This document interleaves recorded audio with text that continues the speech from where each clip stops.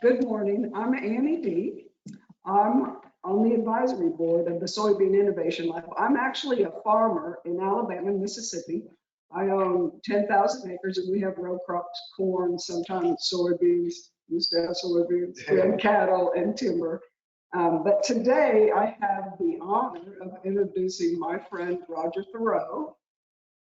He is an author and journalist. He was with Wall Street Journal for over 30 years in Europe and Africa. Now he's a senior fellow with the Global Agricultural, he speaks about global and agricultural food policy for Chicago Council on Global Affairs. He writes about the politics of world hunger. He's written several books. He's written Enough, Why the World's Poorest Starve in an Age of Plenty, The Last Hunger Season, and The First 1,000 Days. I bet you he will talk to us about all those books today, and I did see that he's going to show a few pictures that he has probably in his books. He lectures around the world. He grew up in Crystal Lake, Illinois, and he presently resides in Chicago, but I just got the word this morning that he is moving to Auburn, Alabama. So he will be welcoming me down there, and I'm excited about that. I first met Roger on a panel, I think, at the World Food Prize in Iowa, and Roger was the moderator, and I was speaking as a large farmer, and there were two other panelists, and we just hit it off then, and Roger said he was going to write another book, and he was going to write about what I had talked about, the soil, how feeding the soil feeds the plants and that will feed the world, and soil health and no-till and conservation and cover crops. And so anyway, Roger said he was going to write a book about that, and I said, I'm going to help you. So Roger came to visit me at my farm, which is out of the way, as some of my friends know that have been to visit me. And we became friends. So now I hope I get to help him with the book. Roger, if you'll come up. They're ready for you. Thank you.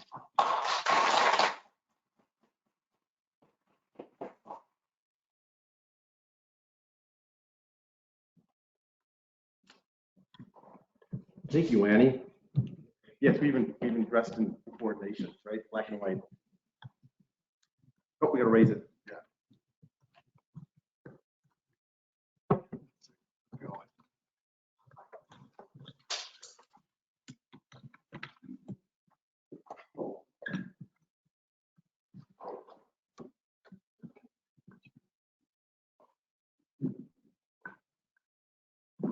There we go. And one of the perils of being tall. That and riding airplanes, or flying in airplanes.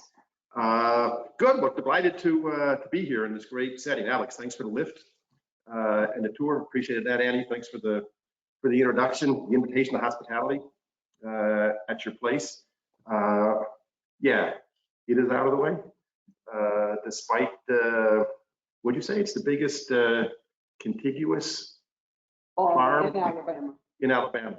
You're east of Mississippi, you were saying, right? The largest open field, 2,000 acres. Right, and it even stretches into Mississippi, so it's cross state. Yeah, and the directions were, my wife and I were wondering what we were getting into. It was starting to turn into something out of like American Gothic or something, driving through the piney woods, right? That's right. As dusk was descending, and it was like, where are we going? But in the ride back seemed to be much more amenable. I think the highway was in quicker reach distance, but you wanted to take us through that direction, so that was fine. But I was calling her along the way because it would just be, yeah, keep going until you see a stop sign, right? Or until the road veers. And we were going and going and going and said, I don't know, is the road veered? Did we miss something? So we'd call her and says, no, it's coming up. Like, where are you? So eventually we made it. The hospitality was great.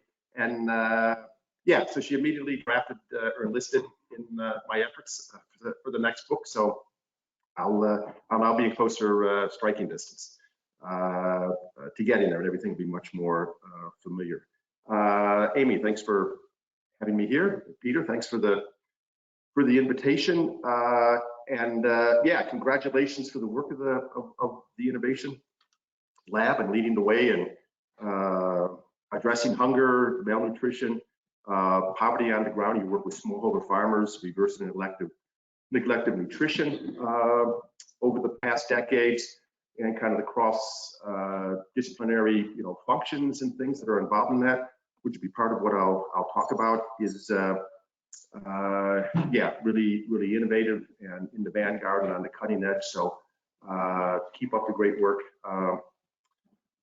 with all of that, and responding to demands, delivering value throughout the value chain, and recognizing the importance of that.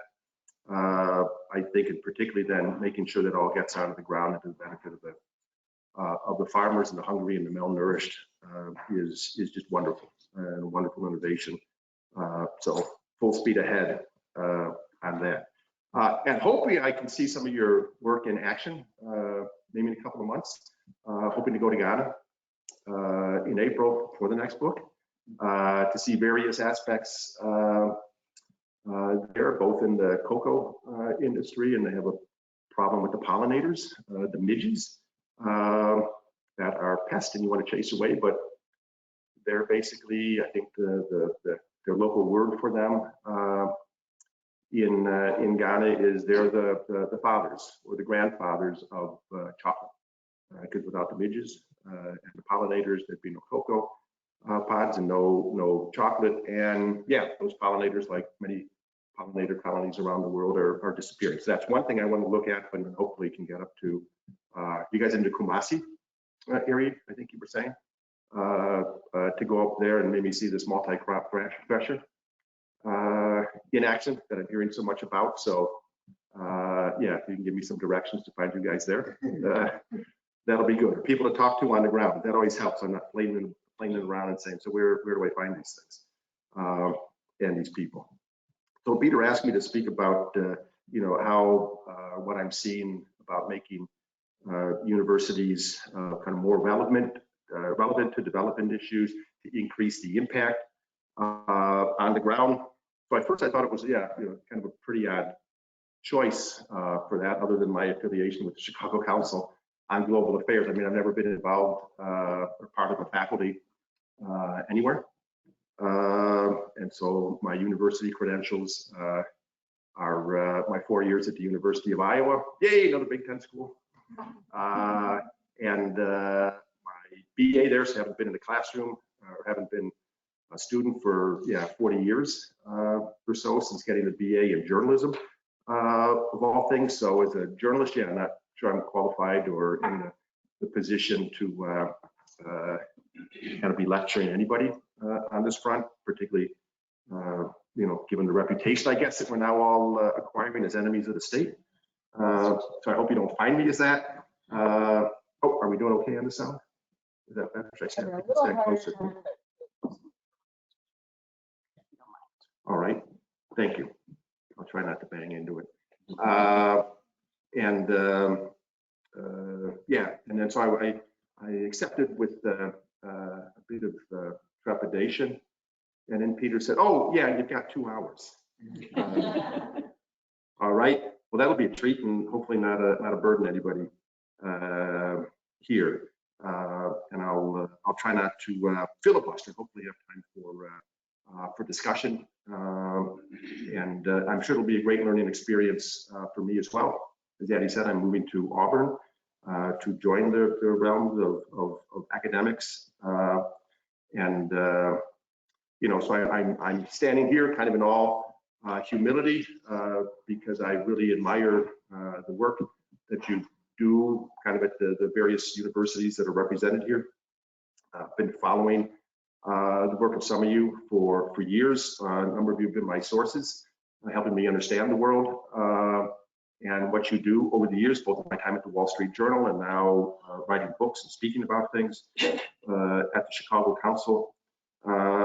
So Will and Brady, much of what I know, particularly the role of universities, has come from you and your wonderful presentation at Purdue, coming up on almost a year or so ago. I guess it was April, May of last year, I guess. So I was just reviewing those notes and what you had said there. So thanks for that. So that's a great impact and influence for me. So so I'll be joining you all in the land of academia this summer, beginning next fall. So at Auburn, I'll be part of the Hunger Solutions Institute that they have there. that some of you know well. It's in the College of Human Sciences, not the Ag department. So set up by Dr. June Henton, longtime dean there, Helen Harriet Giles, Kate Thornton, one of the professors there, who has a hunger studies minor that I think I've been speaking, and I'll be Skyping to her class next week. And so I've been doing that on a regular basis. They're the lead university for universities fighting world hunger. For PUSH, Presidents United to Solve Hunger. I guess Brady will be seeing each other at University of Kentucky, where both those summits will be held next month. So looking forward to that. And I think most important of all, by moving to Auburn, I will fulfill one of the aspirations of my mom, who passed away on January 1st at 101 years of age. She made it 35 minutes into 2020, which means her life touched 12 decades, which is remarkable, from the 19 teens to the 2020s. She grew up on a farm in Schaumburg, Illinois, west of Chicago. Now it's all shopping centers and parking lots and, you know, chicken joints or something. It's a 160-acre farm that my grandfather had. And yeah, just going through all her stuff and all the photos, you know, from that time as she was growing up. Was always aware of this, but then focusing on it more, particularly with the work that I've been doing. She was one of the early pioneers in the use of the promotion of the benefits of rural electrification. She was featured in many magazine photo layouts of her, you know, working with the milking machines, with the milk processors that became easier with electricity, with you know, doing stuff in the house and the kitchen and things, with you know, the jams and the jellies and the preserves and everything. So yeah, quite progressive on that front. There was actually a World War II era film that was made of when kind of all the young men on the farms that were off in Europe fighting for liberty and freedom and democracy. Well, here's what was going on back home. And the farmers working with limited material and the innovation that was going on in the farms. So it's really quite remarkable. So my mom only had an 8th grade education, but I think that made education more precious to her. I think sometimes we take it for granted. Well, yeah, this is something that's there, that's available for us. Should we take advantage of it? And so she always said every morning when my brother and I walked out the front door of our house to the grade school, went to a Lutheran school in Crystal Lake, Illinois, where Annie said we grew up, and then also to the high school. They were both within walking distance. Kind of no epic stories of walking, you know, 3 miles through blizzards and snowstorms in Crystal Lake. They were, you know, probably 10 or 15-minute walk. And every morning we walked out the front door, she said she would exhort my brother and I to study hard. You might be a professor someday. So, well, Mom, I was able to tell her this, that I am going to be fulfilling that. My brother had been a professor for many years, both at the Texas A&M University and the University of Wyoming. I don't know if any of you ever met him or encountered any of his writings. He was a professor in range sciences, environmental impact, soils, had always been advocating for our 2 children to study soils. Soils are the future. He would tell them, my kids are like soils. What? So they did go off into soils, but they're doing other things on these fronts. And then was at the University of Wyoming and was at the head of the Department of Natural Resources at the University of Wyoming. So he was a professor for a long time, so I'm finally kind of getting and catching up to him. And so, yeah, going to Auburn, in addition to all the other great things that they're doing, that I'll be involved there, I'll be fulfilling the ambitions of my mom. So happy to do that. I will be a professor of practice, I think, which, you know, kind of sounds like a work in progress. So I'll be practicing things. And it reminds me of kind of the story or the joke that you might have heard of the tourist who's lost in New York City. And he asked a policeman, well, how do I get to Carnegie Hall? And the policeman says, practice, practice, practice. That's how you get to Carnegie Hall. And so I figure that's what I'm about. We'll see how that works. I don't know, what I'm getting myself into, but I'll be able to, this whole topic of universities and development impact and underground, I'll be much more intimate with it. So I'll be able to report back to you at some stage, and then I will know more of whereof I speak. But I guess professor practice means that I've seen things.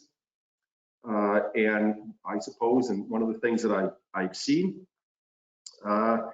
is, and just know from my time overseas and reporting with the Wall Street Journal and for the book and the books, is that universities can, that universities must be at the vanguard of this fight against hunger, not just through research and coming up with applications for farmers on the ground or in the private sector, but kind of also in defining the great goal of ending hunger and malnutrition.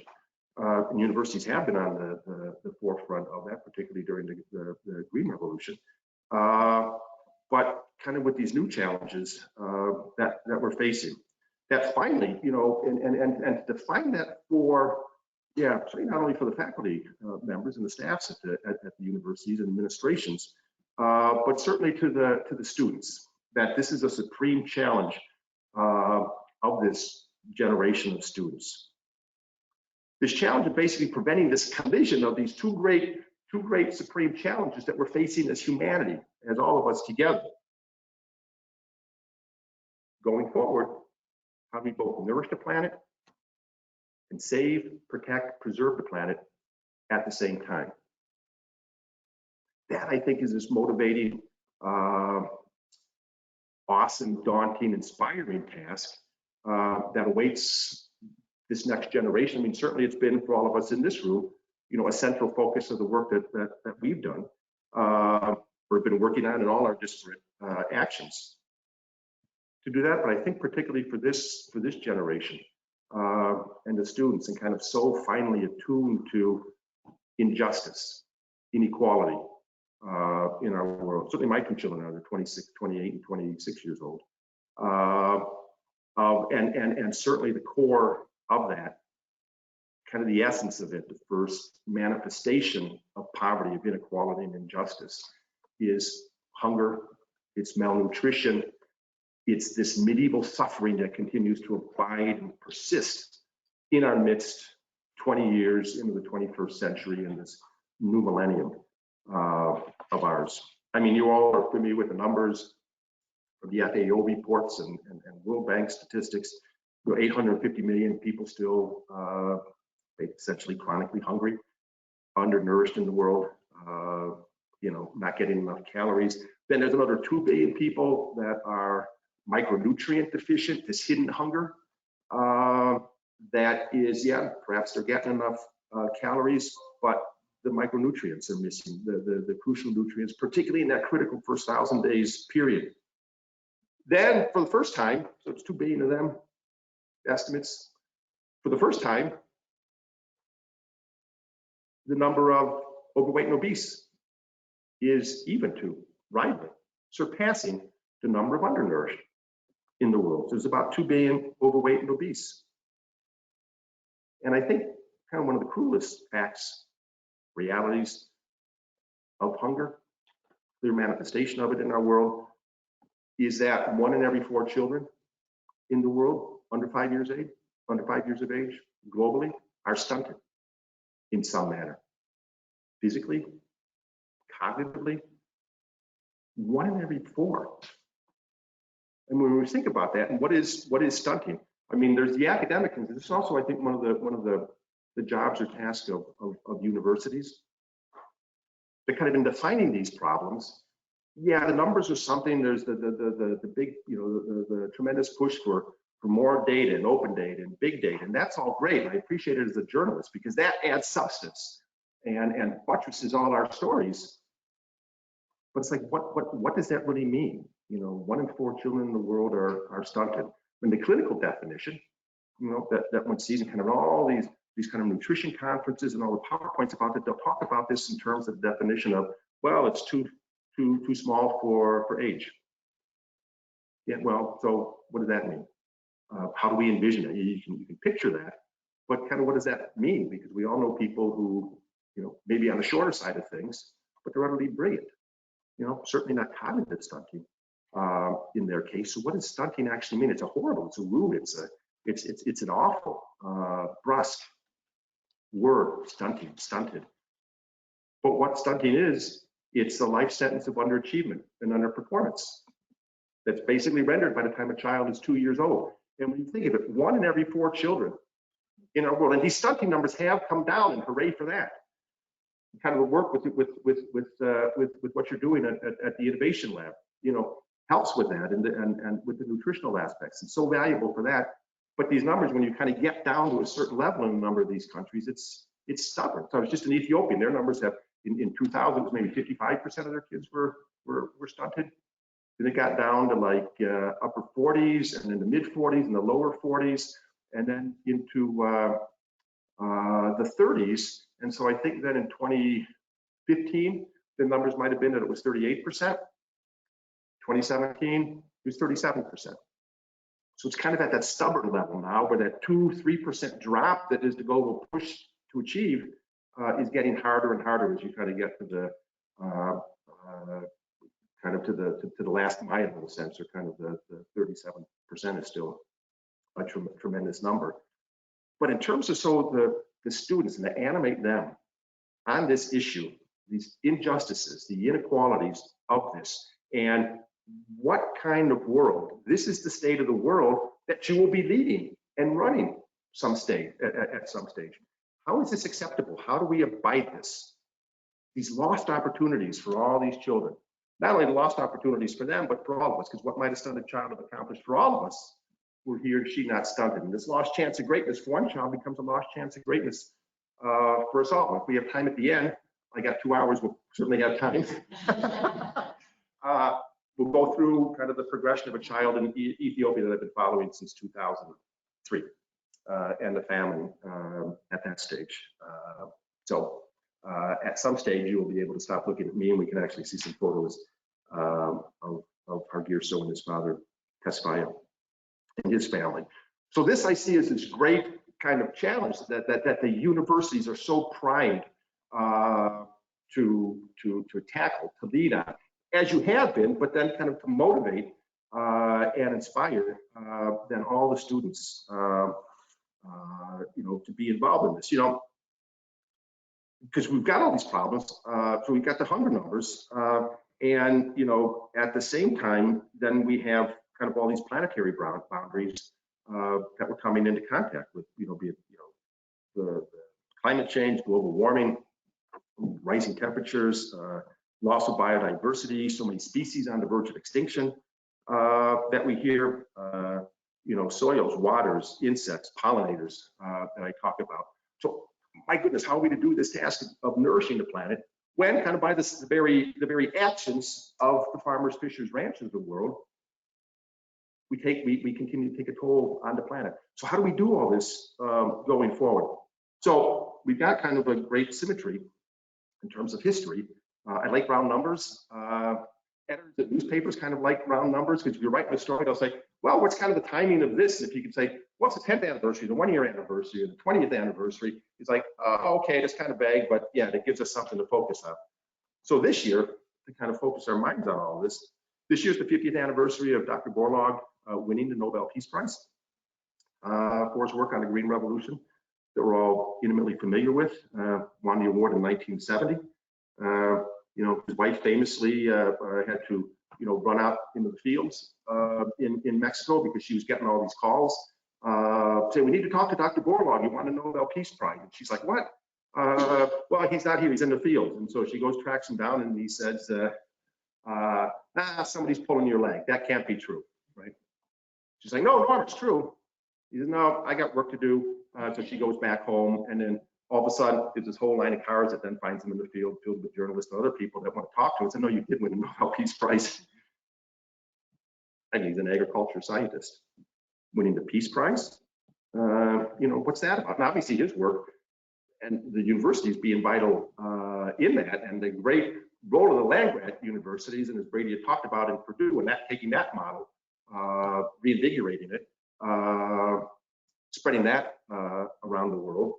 So Borlaug's work certainly at the University of Minnesota, where he started, and all the other universities and colleges that then were part of this, and the philanthropies and the governments and things. So, I mean, imagine, so here's this agriculture scientist winning a Nobel Peace Prize of all things. So at the time, Borlaug was neither a humanitarian nor a statesman, but his methodical, determined work in the wheat fields of Mexico diffused this grave threat to humanity by accelerating the pace of food production and population growth. So this is really interesting. It's what the Nobel Committee proclaimed when awarding him the Peace Prize to this agriculture scientist. They said, the world has been oscillating between fears of two catastrophes, the population explosion and the atom bomb, 1970. Both pose a mortal threat. In this intolerable situation, with the menace of doomsday hanging over us, Dr. Borlaug comes into the stage and cuts the Gordian knot. He has given us a well-founded hope, an alternative of peace and of life, the Green Revolution. Borlaug, the committee said, had turned pessimism into optimism in a dramatic race between population explosion and our production of food. I love their use of this term Gordian knot. It's like an ancient term. It's like it's a mythological term or something, Gordian knot. But it just conveys this overwhelming challenge. It's Gordian knot that's hanging over us. And here he comes along and cuts and slices the Gordian knot, thanks to the Green Revolution. Now here we are 50 years later. And I think we're confronting a new Gordian knot, in part born of the success of the Green Revolution. This time, the race is this dramatic race is between two of our most pressing challenges. As I said, these pressing challenges, these colliding challenges between nourishing the planet and preserving the planet. How can we produce enough food to properly nourish an ever-growing and ever more prosperous population, putting more and more strain on the global food chain, and finally conquer global hunger and malnutrition, and all these still tremendously, bizarrely big numbers that we're facing? We can't forget about them, although we often do. While at the same time, saving the planet from the consequences of those agricultural actions that then also put pressure on our environment, biodiversity, and health. And to me, just imagine this, as each year goes by, does this challenge come ever closer, that these two challenges are on a collision course. So the new fear, again, in the terms of the Nobel Committee and what they said back in 1970, the new fear is not that we will run out of food, that old Malthusian fear that then was coming back again. It was even in the 1960s and 1970s in popular culture. I mean, if you remember that old Charlton Heston movie, I guess, Soylent Green, where it turns out, yeah, people are surviving on eating wafers, and the wafers were like from human corpses. So it wasn't like some abstract thing. It was like, oh, yeah, is this what we're facing as a people? So the new fear now is not that we're going to run out of food, but that we are dooming ourselves and our planet by the way that we grow the food. The essence of today's challenge lies not in how much we grow, that was the mission of the Green Revolution, tremendous success of that in terms of increasing the production of the food, but the essence of today's challenge lies in what we grow and how we grow it to satisfy shifting diets, meet the daily nutritional needs for proteins, vitamins, and minerals, crucial for healthy and individual development, and then by extension from the individual development, the development of families, of communities, of societies, of nations, of continents, of our world as a whole. While also, at the same time of doing that, improving the health of our environment, our air, water, soils, plants, animals, insects, pollinators, maintaining our biodiversity. We're all living things and living organisms connected by this global food chain.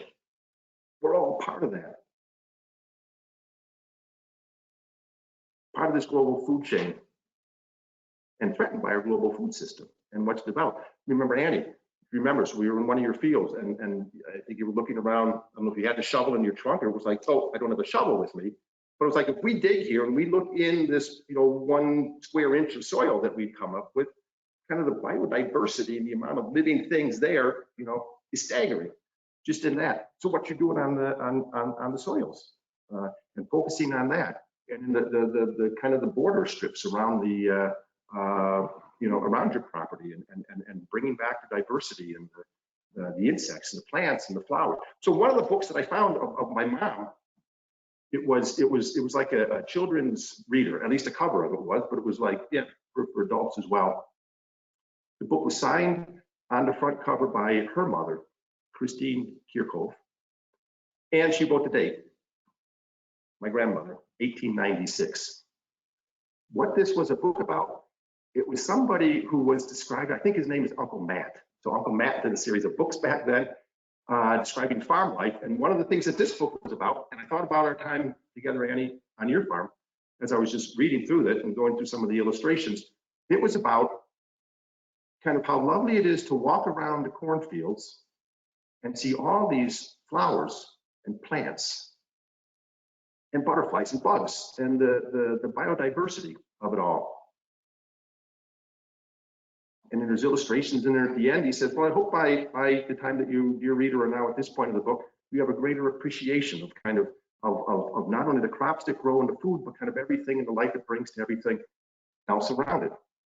And it's like, well, how much of that have we lost in the past decades in our push to produce as much as possible and go from end of the field to end of the field? And what are we losing through that? So now the efforts then to kind of bring all this back again. So I think, wow, there's a book that my grandmother had and wrote 1896, another date. What's old is new. What's old is new again, right? And so they should bring that back in the recirculation, right? Well, you can reprint it with your name. It'll be part, yeah, it'll be part of the next book. So you're way ahead of me. I'm already thinking about that. That'll be some kind of transition into a chapter that here's this book, and now here we are on Andy's farm. Uncle Roger. Right, right, Uncle Roger, right, instead of the Uncle Man. And so this all forms this great kind of new Gordian knot that we have. And solving this one requires more than ever that universities lead, that they become more relevant than ever. The research through all the work that you do, but then everything that goes, the partnerships that are created, but by delivering this all to the ground and then kind of this cross, disciplinary thing. Because solving this requires more than ever that universities leading and across all faculties, because at the universities and colleges and all institutes of higher learning, you have this great coming together of people with so many disparate interests and skills and passions, and how we kind of put this forward to them and bring them all together on this. So we're already, so it's not just a matter for agriculture schools and for innovation labs, but for all faculty. Brady, you had talked about this. It's not just the ag schools and the land grant schools, but it's the liberal arts colleges and the small schools in the middle of Iowa or New Hampshire or some place in the role that they have to play in this too, and their students. And so we're seeing already in a number of universities, and perhaps here at Illinois, I'd like to learn more about this, or at any of your schools, the emergence of this One Health concept, where you find together agriculture, nutrition, environment, climate, human health, animal health, soil health, water health, insect health, pollinator health.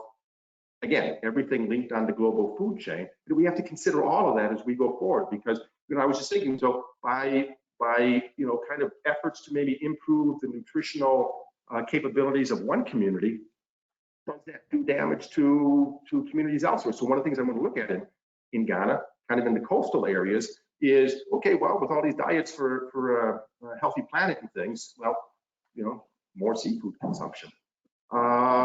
That's resulted in all these kind of industrial trawlers, a whole bunch of nations sitting off the coast of West Africa. That makes it much more difficult for the local communities who basically go out in their dugout canoes for their livelihoods, for their income, for their nutrition. It makes them, they got to go up further. They got to spend more time out there. Their yields are less. They may be having to give up the coastal communities are dwindling. They may have to move inland. So now they're competing with farmers. They're into the forests, the problems there, and kind of the efforts on the bushmeat front. And so that's kind of, and so it's okay, as the world looks at, there's one food source that may be more healthy for all of us, well, what to do to local communities. How do we think about that moving forward? And so that's the thing that I think, yeah, the university, I was like, hey, pay attention to all these things. Watch all this, it all comes together. Brady, I mean, you talked about the synergies of the interdisciplinary approaches at universities, you know, which is great. And it's one of the things that that one finds at the universities who are fighting world hunger, at the push, the President's United to Solve Hunger. What I think their strategy is to engage interdisciplinary strengths of universities to focus on food security strategies. So it's across this wide swath that involves all faculties. So at the universities fighting world hunger, and their annual summit was here at Illinois a couple of years ago.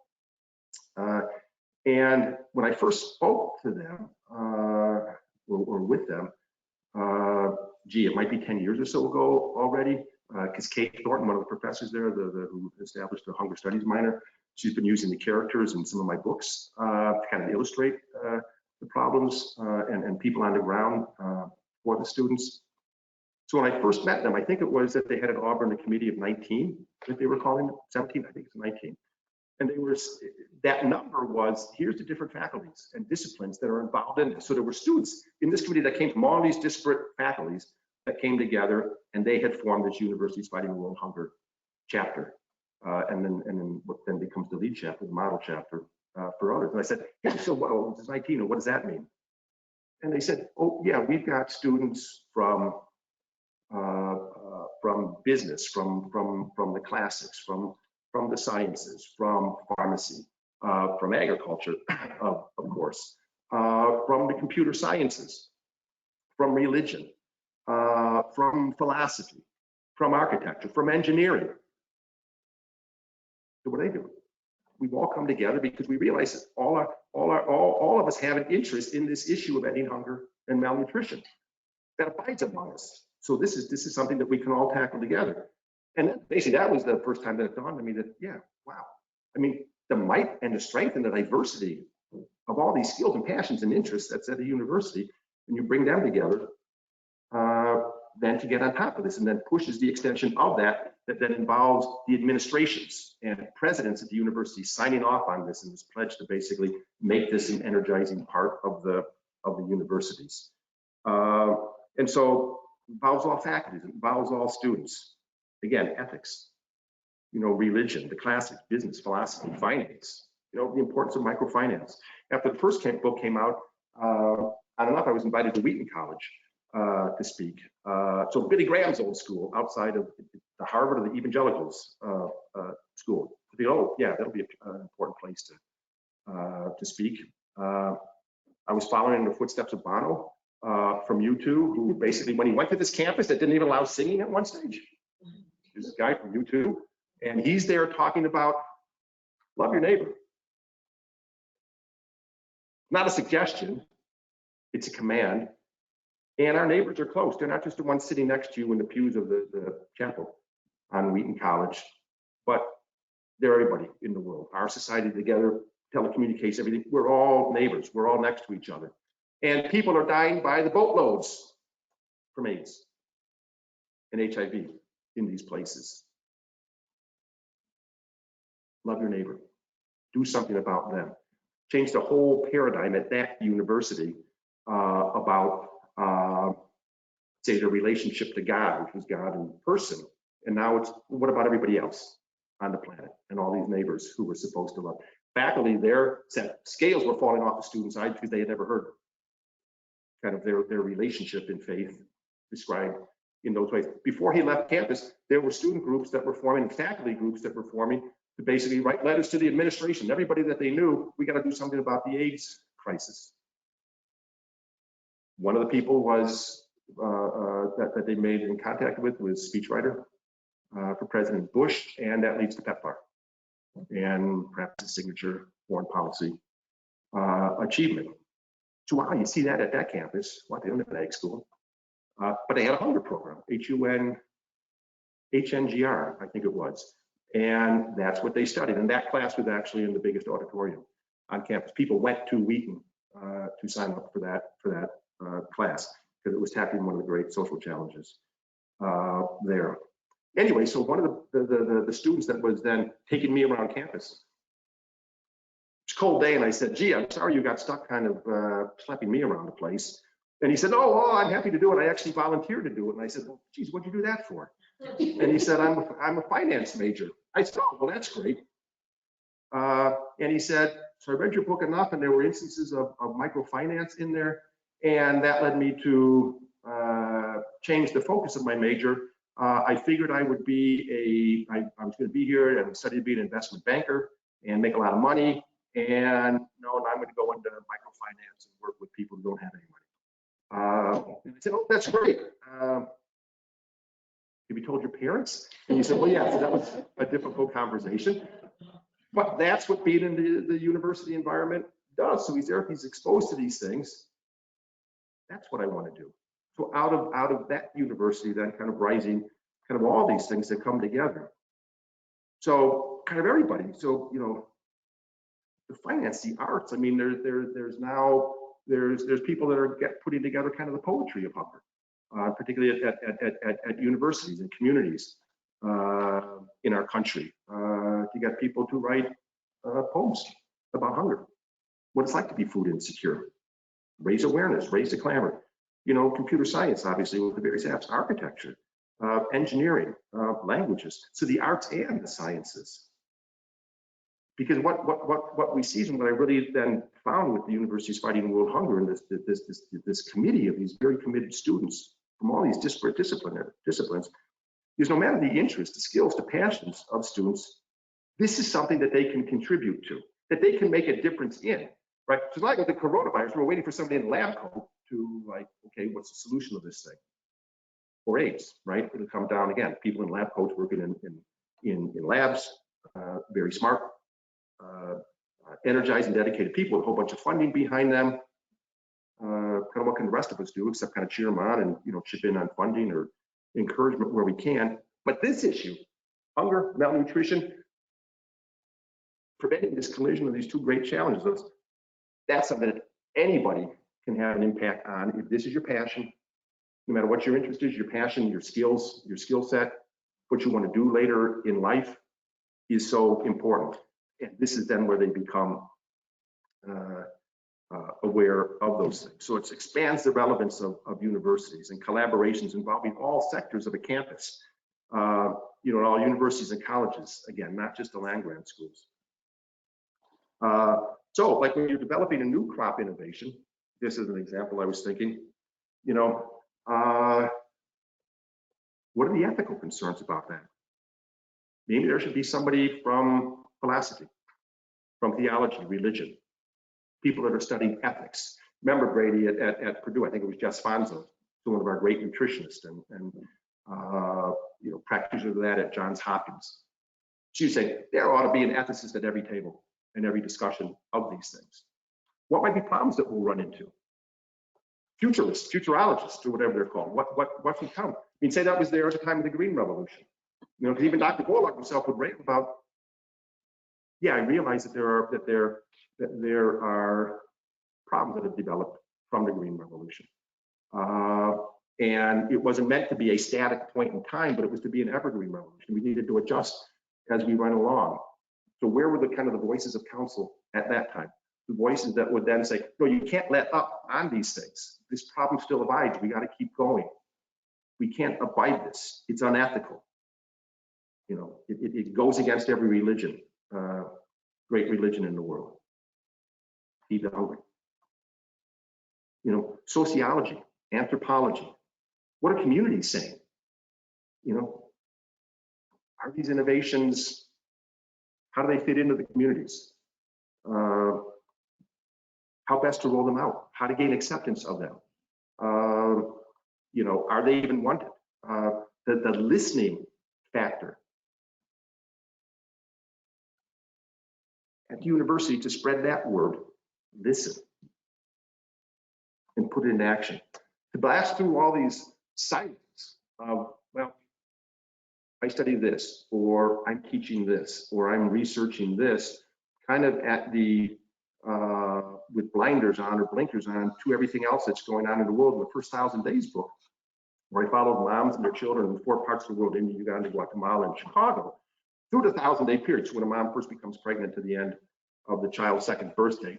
Although I will confess, I did not start, my reporting didn't start on day 1 of the 1,000 days. That would have been like creepy. I'd have been slapped a lot and probably, thrown out, kicked out, expelled from countries before I even got started. Hey, is some guy looking through the windows at night? So as a journalist, you learn to kind of fill in backstories on things. But it was just amazing. So I started off that book thinking, yeah, here's the importance of nutrition in the first 1,000 days. I was going to focus on that. And, you could see particularly one of the moms in Uganda, she really opened her eyes to this. She's part of the Harvest Plus program.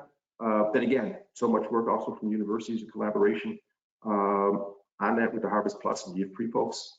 The biofortified crops through conventional breeding.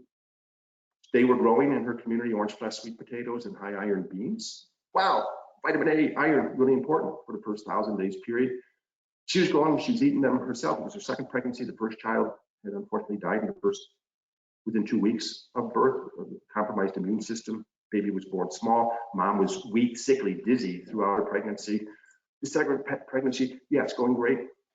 Her name is Brenda. She's not tired or dizzy. She wants to work in the field until the time the baby comes. And it did. She didn't have time to go to the clinic. Had the baby at home. Robust baby. I mean, the traditional birth attendant wasn't carrying a scale around with her, but figured, wow, this one's big.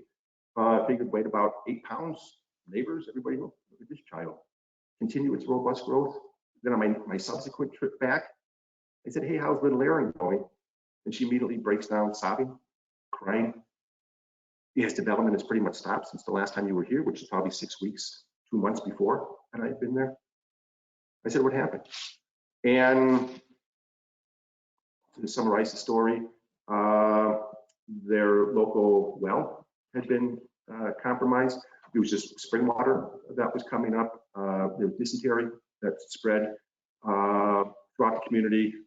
They traced it back to the water. It was an area where the cattle, the animals were defecating. So were the elderly people, the kids, everybody who was out there. It was kind of a bushy area, seep into the groundwater, came back up. It spread.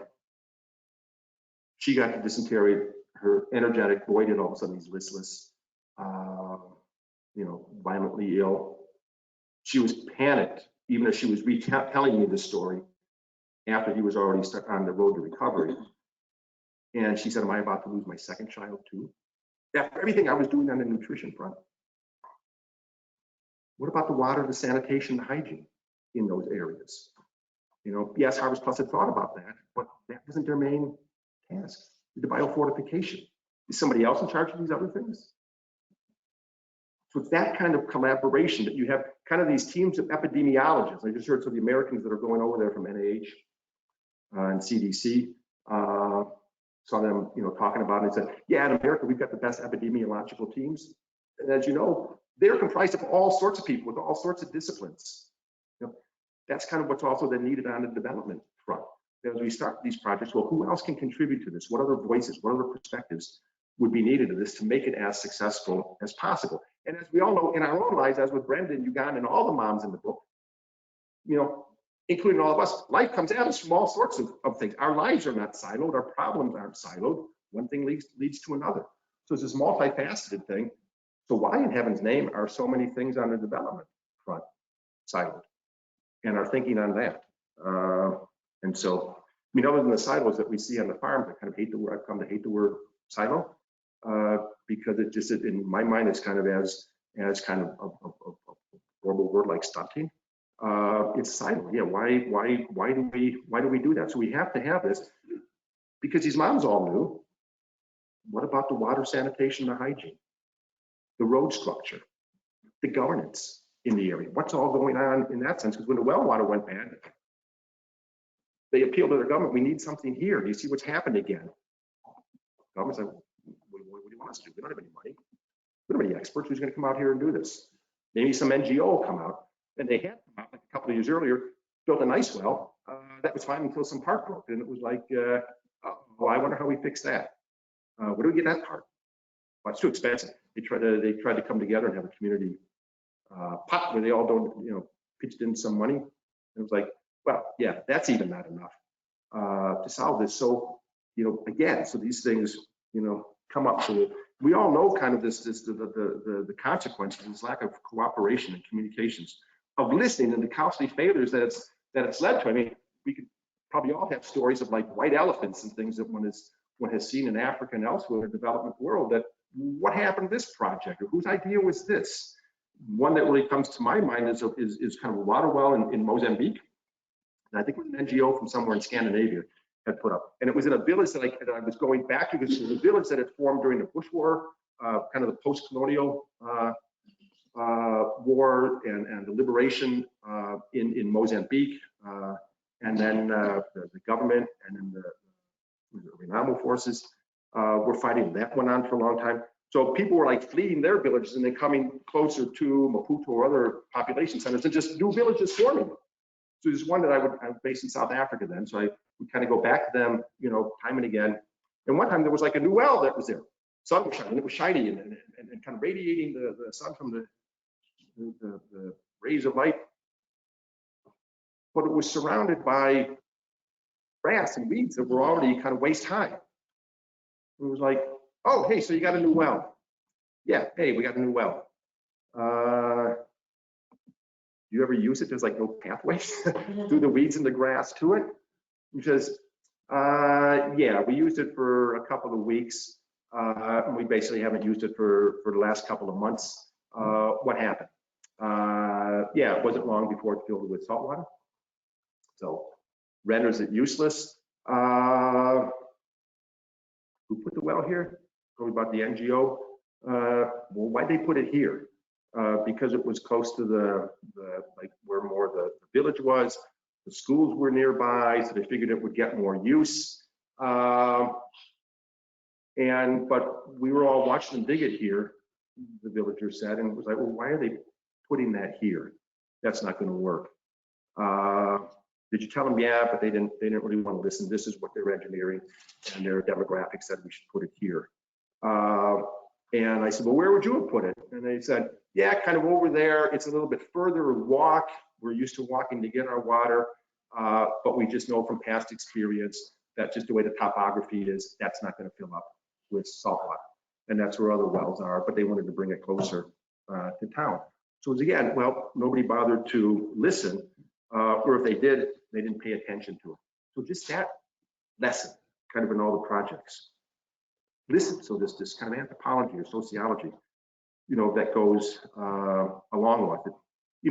Then the whole aspect of kind of the application of it, the business application, the use of it, the getting it into the hands of the people that it's meant to actually help in terms of increasing the impact of the great work that universities do. There was right when Harvest Plus was forming, I was hearing about somebody at the Gates Foundation. They were one of the early ones that was putting money into it. And they were saying, hey, well, there's this interesting project that's going on in the sweet potato breeders are in Mozambique. They have some projects going on there. They're also in Uganda. So on some trip to Uganda, I went to an area where they were starting to grow orange flesh sweet potatoes, high in vitamin A. And they had the farmers that were growing them, and the farmers, they were like kind of depressed by this because they said, well, we're growing these things. We understand it, right? They told us all of this, but there's no market for it. Because when I try to tell the people, hey, this is great, we should do this. Well, they're used to white sweet potatoes and yellow sweet potatoes. What, orange? Nobody eats orange. What's orange? Kids aren't going to eat orange. And so they had this whole mound of sweet potatoes there. They were drying. I said, well, what are you doing with these? They said, oh, well, we found a way to actually, that we can store them. They were slicing them such, and these are really good food for our chickens and our pigs. They probably had perfect eyesight, right? But you're not eating them. I still eat them, feed them to my kids, but there's no market for them. We're waiting for these trucks to come from the cities. Nobody ever comes by. We got moms, we say, hey, we have these sweet potatoes, we have people that are running this project. And so they figured that, then the next iteration of that then is, you need the marketing aspect of it. And the Gates Foundation will say, we get a lot of our proposals, probably 90, 95% of them. It's like, we got a great idea and it'll do this. Solve this problem in the world. Okay, that's great. And then it's like, what's your kind of marketing strategy, or that people are actually going to adapt this or adopt it and take it up? You wanted that as well? And we haven't thought about that. So with the orange flesh sweet potatoes, then, then particularly in a village in Mozambique that I went, they figured, no, you just can't ask the farmers, oh, we got this product, grow this, here's the benefits of it. That's not going to help the farmers any if nobody's going to buy it. So they basically said, we got to basically paint the entire community orange. Orange kiosk in the marketplace where they were selling them. Orange products they were going. So all of a sudden it was like golden bread, golden cupcakes, golden cakes that were coming from this, golden French fries that they were making and taking around here, taste this, trying to get them into the hospitals, into the schools. Everything was orange. Everybody was wearing orange hats, orange t-shirts, orange dresses, orange vehicles. Everything was orange about this. And the messaging, orange is health. Orange is mother's milk. Orange is good education for your children. Orange is smarter kids. That then created a demand, and then when the farmers had these things, they then were discovering the market. Farmers were coming, hey, we got a whole load of potatoes and they're sweet potatoes. No, we don't want those. We want these other ones. Same with the high iron beans. That suddenly they were then able to distinguish and differentiate. Are these the high iron beans? We've seen the impact that they have on some kids. The teachers talk about it, now these kids that have been eating these for a couple of years or since the introduction of them. I mean, some of the stories may be apocryphal, but even that helps in terms of kind of the marketing of it, or to get, kind of, more push behind these things. I mean, Alex and I coming over, we were talking about, the examples in Western Kenya where it's following farmers in the book, The Last Hunger Season. Through the course of the year, and they were farmers working with the 1 acre fund. And boy, their yields were doubling, tripling, quadrupling in one season. Sephora, one of the farmers, her maize harvest that year was tenfold increase from 2 bags, 200 kilogram bags of maize to 20 in one season. Imagine this jump in wealth. Hooray. So they had these increases in yields, but without the corresponding storage capacity for that. What are they going to do with it? So they sell it shortly after harvest, but then the prices are low because everybody's grain is in the marketplace. So the prices are lower. They're paying off debts. The Kenyans, the school fees were due at that time, so they couldn't stagger the school fees. So the farmers were selling them for the fees. But the main thing was that they couldn't rely on their storage facilities. So I was thinking, well, that then becomes the next, holy grail. And was wondering, and Alex would say, no, there are cooperatives like this, be it with ADM or say a company like International Harvester that has the silos that, are all over here, that, hey, can they one, you have to look to smallholder farmers as clients, as customers for agriculture products. They all have cell phones. Why don't they have access to proper seeds, to the microdosing levels of fertilizer that they knew? Nobody's selling it in small packages. You're buying 50 kilograms. I don't need all that. You buy that or you get nothing. Same with the seeds, right? Eventually, put them in a little bag. This is all you need for how much you're doing. Yeah, I'm doing 1/4 of an acre. Okay, just put them in there. That's enough. The fertilizer, here's just the amount that you do, right? So the agro dealers to kind of get them to do that. And then on the storage front, it was like, yes, kind of like one of these. If they have the cell phones and they can revolutionize their lives, it's like, what can you do with the cell phone? Well, you can type in a number and then you'll see the price of the maize or whatever it is at various markets. Great innovation. But then you need the maize to be able to take it to them and the storage capacity to basically take advantage of that 2, 3, 5 months after the harvest, as the prices then stabilize and go back up. And so, isn't there a company in the United States that, well, they do things to make money, that these smallholder farmers, you can make money from them.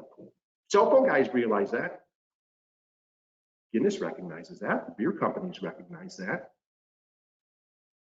Kind of been wrong on the agriculture front. Why do you make them go to a village center to buy their inputs, where kind of all these other farmers, the bigger farmers go with their pickup trucks. Why do you make them walk there, kind of, you know, a couple of miles in the rain at the planting time when they need all these inputs? They're taking it to them. Coke's motto is a Coke within arm's reach of everybody on the planet. What about the seeds for the farmers? Or the fertilizer that they need, or the extension advice, or the crop insurance, all these financial devices as well. But why isn't there a corporation here, you know, that would say, oh, we can make some money on these smallholder farmers instead of treating them as too poor, too remote, too insignificant? No, there's other people that see them as customers. This is their main thing, agriculture. They'll spend money on that if they have it. To say, University of Illinois, Purdue, Missouri, Mississippi State, Texas A&M. Can we have a couple of your grad students? We're going to send them over to Kenya with this assignment. Come up with a storage thing. I know there's the bags that have been developed for people. We have talked about that. But is there something else that will hermetically seal these, that you can store maybe 1 or 2 tons of grain? Doesn't have to be a huge thing, to a small thing that'll go into their houses, so it's out of the view of neighbors and everybody walking by and relatives and prying eyes. Oh, you got this surplus. Can I have some of that?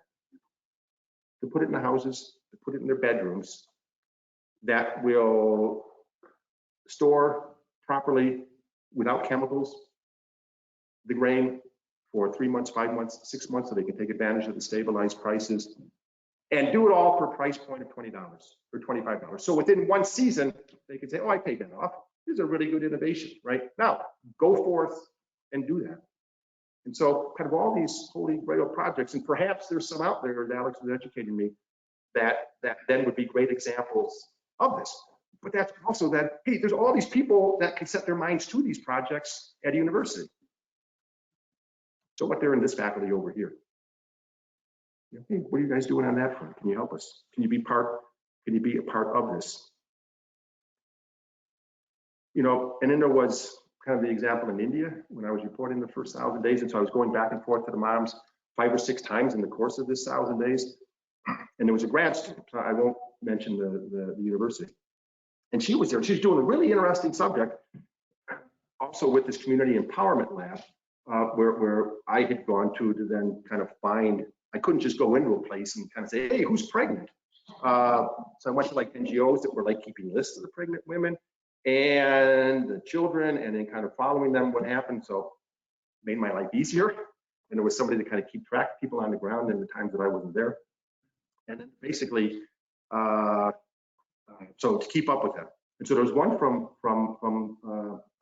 grad student, who's doing her PhD research. It's a fascinating subject. And I was surprised that people really hadn't done much on it before. And she said there wasn't much literature on this. Kind of asking the question, hey, does it matter, particularly the 1,000 days period, when in the course of the planting season, the harvest season, does it matter when the child is conceived, when the mom is pregnant, when the child is breastfeeding, and when the child is beginning complementary feeding? If those periods fall during the hunger season, what does that do? What is the impact of that? So her thing was, when I saw her, she was like, I said, what's your time frame? And it was like, well, I'm hoping to have it done like in 2 years. I said, oh, that's great. It'll parallel with what I'm doing on the book. And I can say, here's what you found. This will be great. It'll be great information for me, in addition to the moms. And so she was like in the same villages. So she'd kind of be with me kind of when I was doing that. And at one stage when I went back, she was like really frustrated. And I said, how you come to this? It's really slow. Because she was in the midst of wrangling, what do you call it, the institutional review boards, in terms of just the questions and the kind of the approach of things. And because she was working with a local NGO and the questions that they wanted to ask, then also had to go back, and it was like, no, we can't ask that question. Well, we want to take part in this thing. So all that stuff that she was trying to put together. And so she was having this kind of frustration. She said, it's like, what questions do you ask, Roger, when you like go back to all these people? And I'm kind of, you know, I'll try to hang around with you while you're doing this and kind of see if there's anything that I can learn from them. in addition to what she was kind of looking at. Not that it might fit in kind of an academic structure. And she said, you go in there like with a set of questions and like a clipboard and kind of have, which when I started off, I said, when I started off as a reporter, when I was in high school, I didn't know what I was doing, and so I'd be nervous talking to anybody. And so I'd write a question on like a yellow notepad. I'd write a question and then I'd leave a big space to write the answer. Then I'd have another question, a big space to write the answer. And so I've stopped doing that long ago because I figured, just fresh if I show up. And I said, she says, so what questions do you ask him? And I said, I asked him one question to start with. And she says, what's that? And I said, how you doing? She says, what? I said, yeah, because that then leads into the next question. What's new since the last time I was here? How are the kids? How are you feeling? What's going on in the community? There's kind of all that, very much from kind of a social service side or a sociologist side or an anthropologist side. While she was kind of, structured and bound then by kind of all the boundaries of kind of the academic research, which I appreciate and think it's great and probably needs to be there, but it kind of, really kind of drags on the research and the process. And so when I was finished, I said, hey, Emily, do you have, how's your research coming? Anything that I can put in the book? She says, no, not yet. So it was like 1,000 days had basically gone past, so 2 3/4 years. Don't have it yet. And I said, okay, well, I'll check in with you. So then the paperback. So I said, when I do the epilogue. So yeah, I still don't have it. And then the paperback comes out like a year later, a year and a half later. Hey, so kind of where are you on that? Still working on it. Because otherwise I could include it in the paperback where the new edition comes out.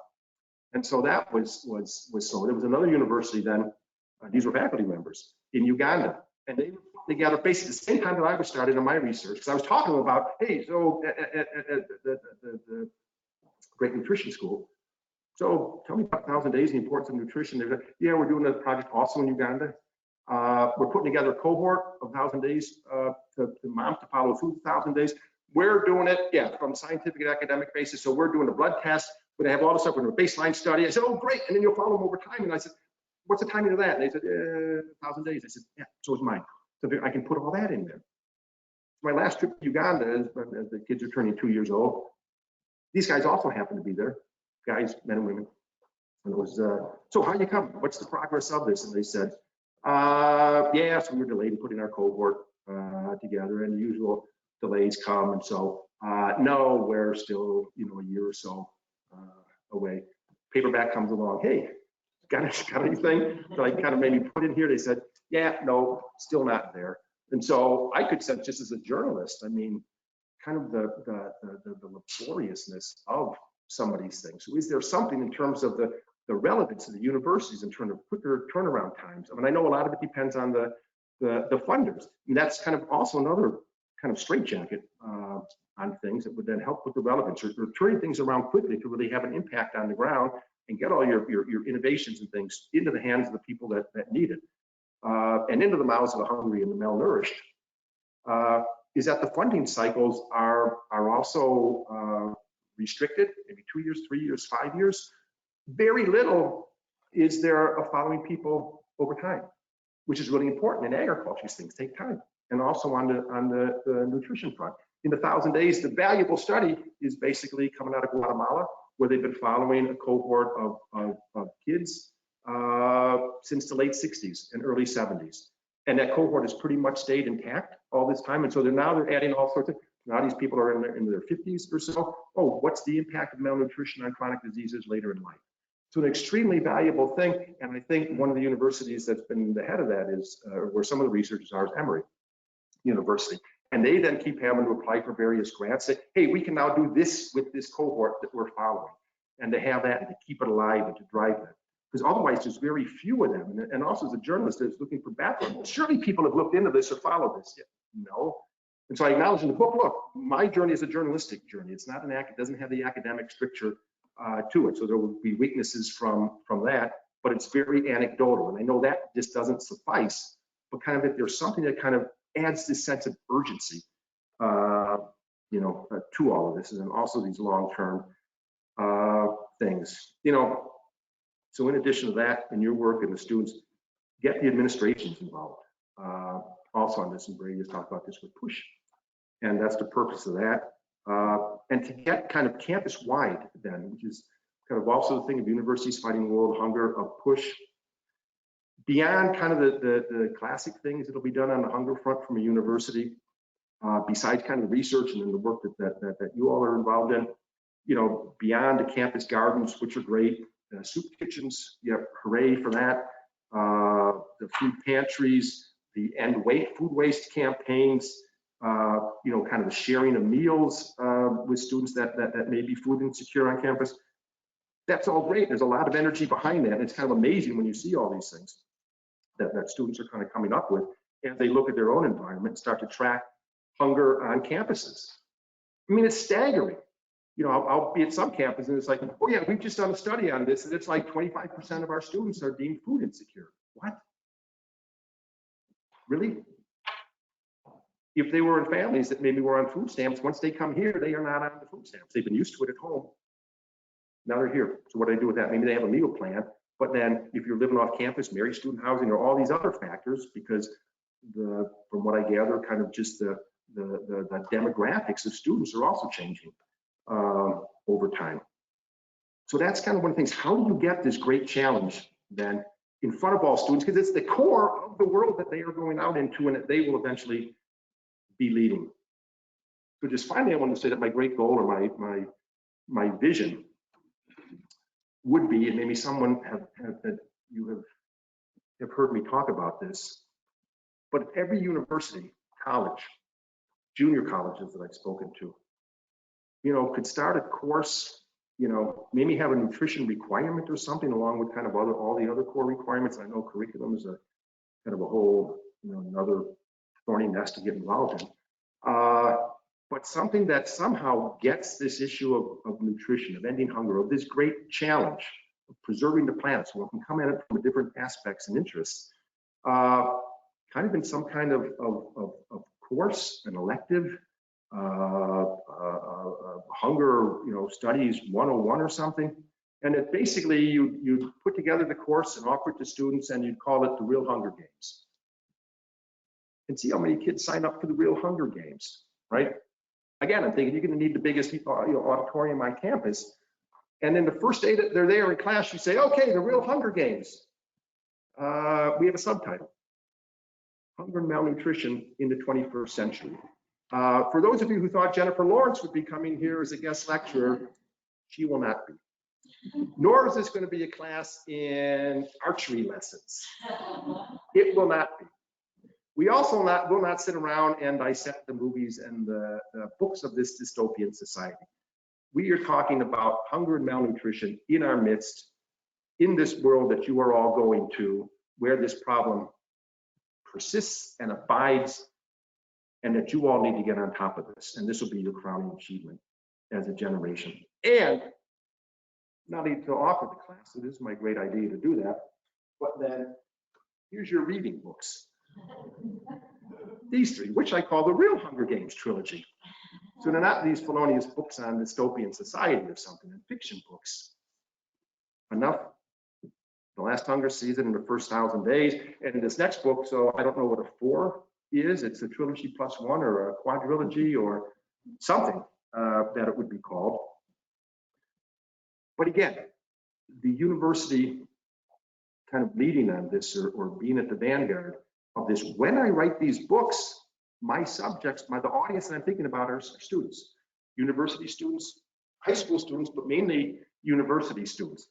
To focus on the people, the real characters in the books, and they're all real, the places, to transport them to these areas. These are the people that you will be working with, that you will be working for, that all your work and research and passion and interest and skills goes to this effort.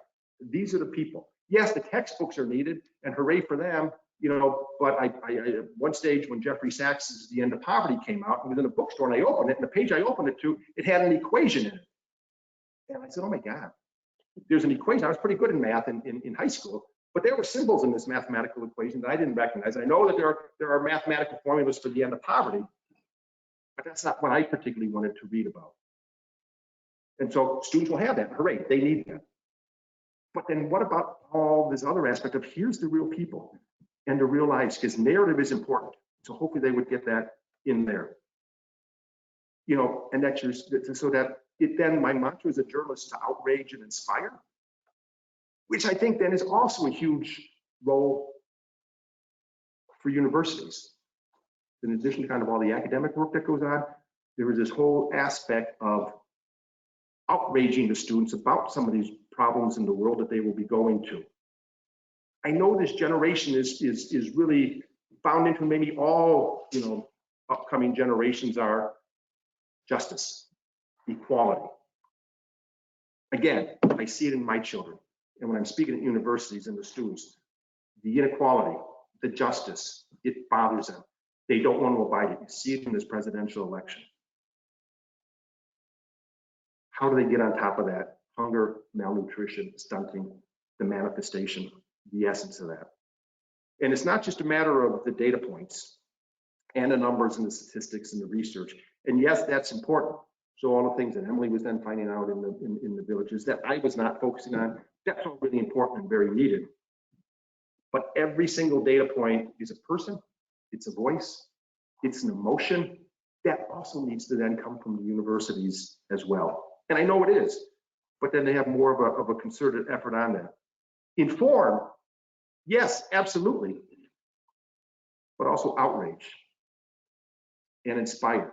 And I think that's a pretty relevant role of universities, the outrage and the inspire. So outrage, inspire, prepare, mentor, research, connect, deliver to the people who need these things and all the great work that's going on. But there is something to be said for the outrage and inspire on this. So just at the end, I just wanted to run through a couple of slides that I had foreshadowed. It's about a boy and his father that I first met in Ethiopia in 2003. First great hunger crisis, famine of the 21st century. 14 million people were on the doorstep of starvation in Ethiopia at the time. I guess we can probably go to the first slide. It may set this up some. So it's about stunting. So I've just put this together. So in Ethiopia in December, I put it together. I hope it can have some kind of impact in this year of nutrition that we're looking for, nutrition for growth. The emphasis that the UN, that the Gates Foundation, there's so many philanthropies, the Japanese government with the Tokyo Olympics want to put on nutrition and these nutrition for growth things and invest in nutrition, in the World Bank, pushing this so that this stunting, this lost chance of greatness, this true cost of, so if we can go to the next one. So there's Ethiopia. So I'll let you read through this instead of boring. I hate PowerPoints when there's words and then the person reads them, right?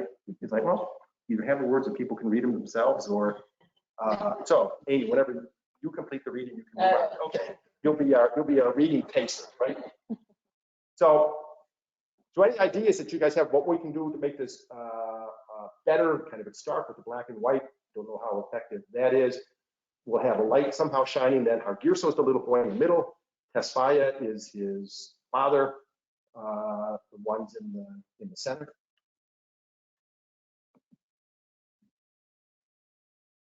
So now we're narrowed in on them. Again, 5 years old, 27 pounds. Still manifestly malnourished, though he's starting to improve. You can see it with the swelling of the face. His arms and legs are too weak for him to stand. Dad, rib cage, thin and bone, skin and bones. So now we advance.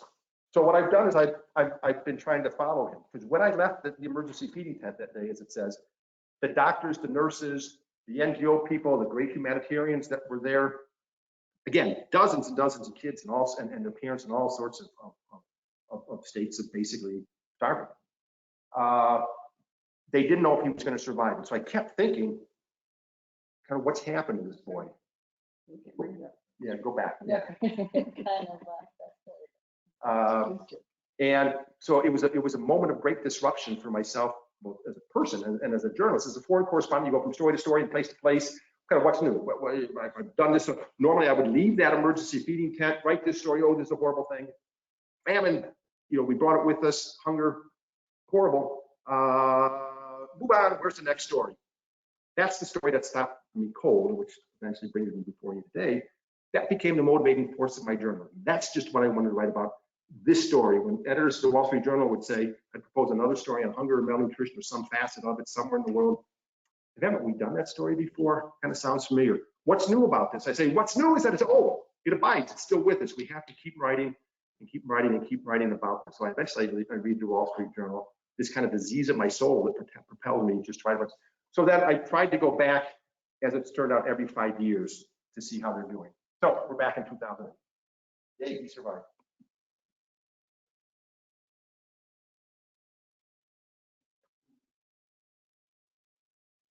So now he comes up only to my waist at 10 years old. 2013. So Tesfaye is not a giant by any means. To me, he comes to the bottom of my rib cage at 15 years old. I mean, it's shocking. Physical stuff.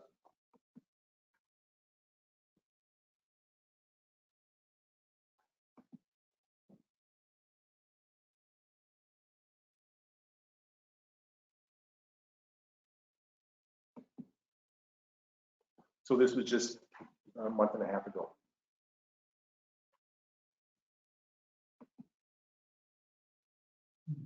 That's him in the middle.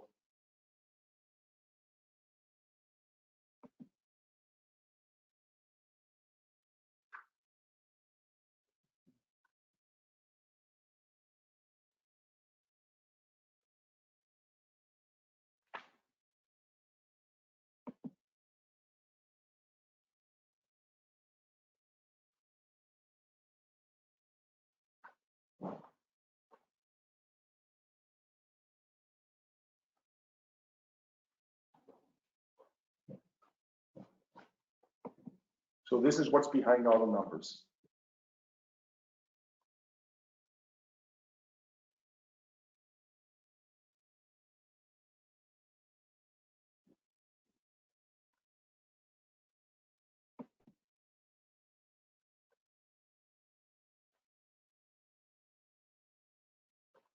So that's this impact of stunting that goes beyond the numbers, that goes beyond the clinical and the academic definition of what it is. I sincerely hope that in this coming year, some version of this presentation, I don't know if we put some kind of music to it, it'll be a self-guided thing. We're going to put a slide in there that says, here's the progress, those numbers that I mentioned of Ethiopia have been coming down. Hooray for that. But this continues is going to impact Ethiopia, through the life of the generation, because stunted children become stunted adults. Ethiopia did a study. It was the cost of hunger. A number of African countries were doing it in conjunction with, maybe some of you guys were involved with it, in conjunction with the World Food Program and others. Ethiopia found that the cumulative cost of childhood malnutrition and stunted, I think this study was done maybe in 2013 or so, the cumulative cost was 16% of their GDP. What? We ask ourselves, well, why do some places in the world stay poor? Their kids are getting off to a lousy start in life. So our Argues was 5 when I first saw him, but then talking to his dad, and then when I go to his home, and his mom she's tiny, and she is sickly. By now she has 5 kids, yes, his birth weight was low. So it was clearly stunted in the first 1,000 days. His father, a smallholder farmer, was having problems with the farm, with the climate shock, everything that was coming through. That famine, you all know, I mean, a famine, a hunger crisis sets these farmers back so far, unless they have the resilience, they don't bounce back, and it takes years for them to get back to the stage that they were before, because they're selling all their assets. They have to survive. The end result is I got to take my boy into the emergency feeding tent. He had nothing left. So how do you bounce back from that? So all the kids after him in the family. So that's this impact, and particularly for students. This is the world that you are going to lead. What do you do about it? Do we tolerate that? Do we want to live in this world? And so to have that kind of energize them, this is the task going forward. So I'm hoping that, I'm eager to take on this role with you, to cut this new Gordian knot that hangs over us, that Arguso is the personification of. So yeah, let's form the vanguard. I'll be at the point with all of you, I'll next time I come, I'll have all this experience from Auburn. I'll be in the belly. of the world of academia, so I'll know more of whereof I speak, as I said. But otherwise, thank you, and I'd be delighted to take any questions and discuss kind of any of this or any other stuff that you're having, ideas of what I should do in Ghana. See your great work on the ground. So thank you.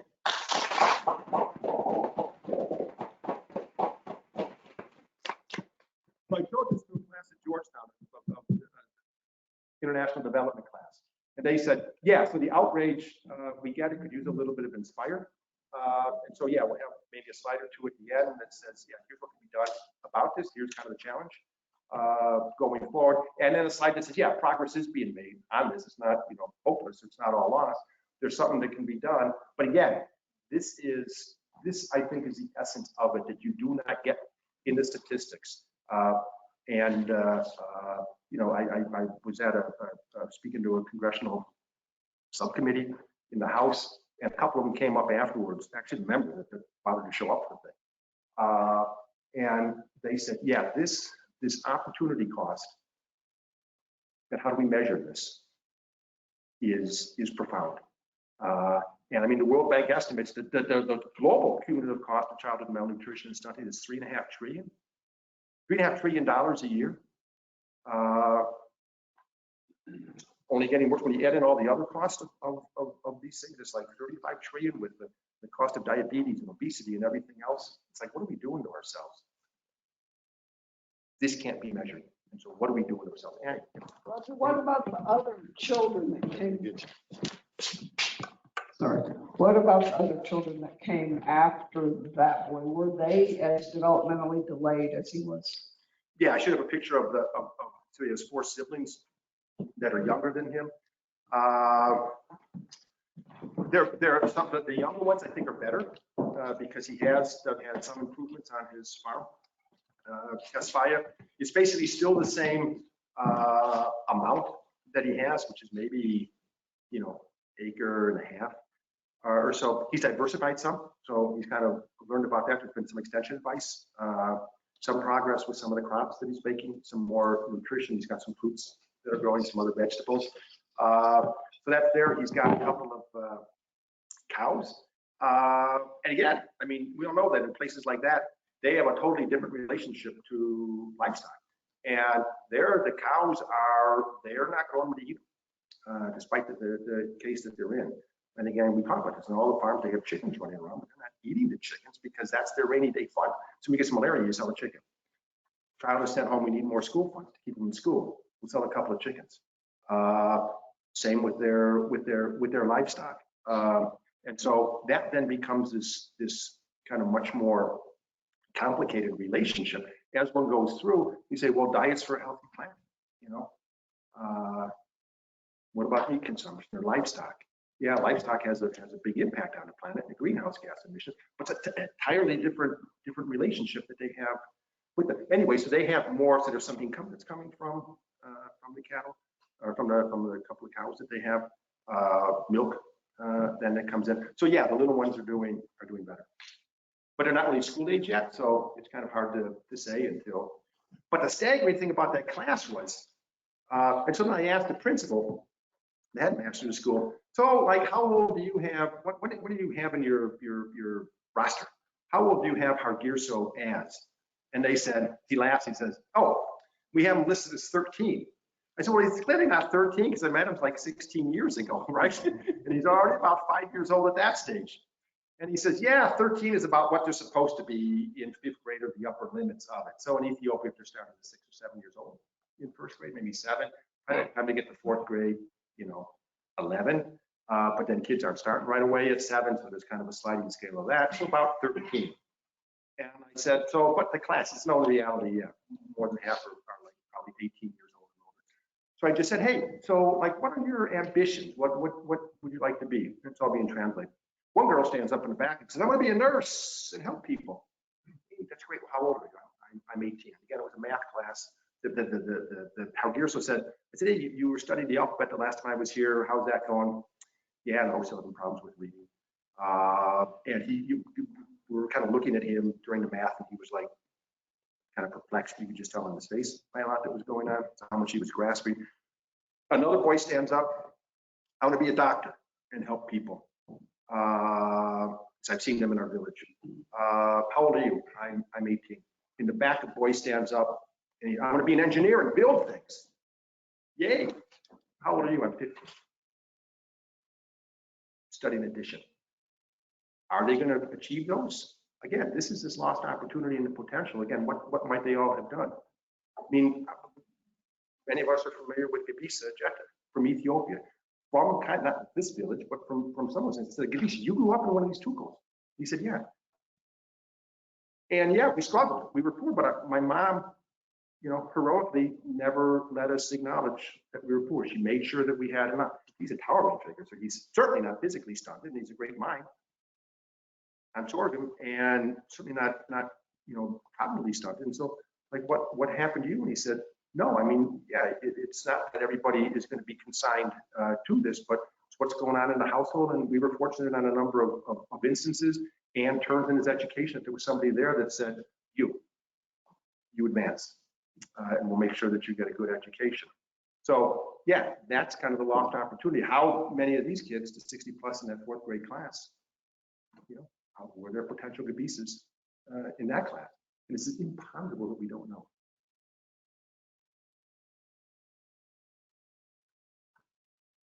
Any other questions?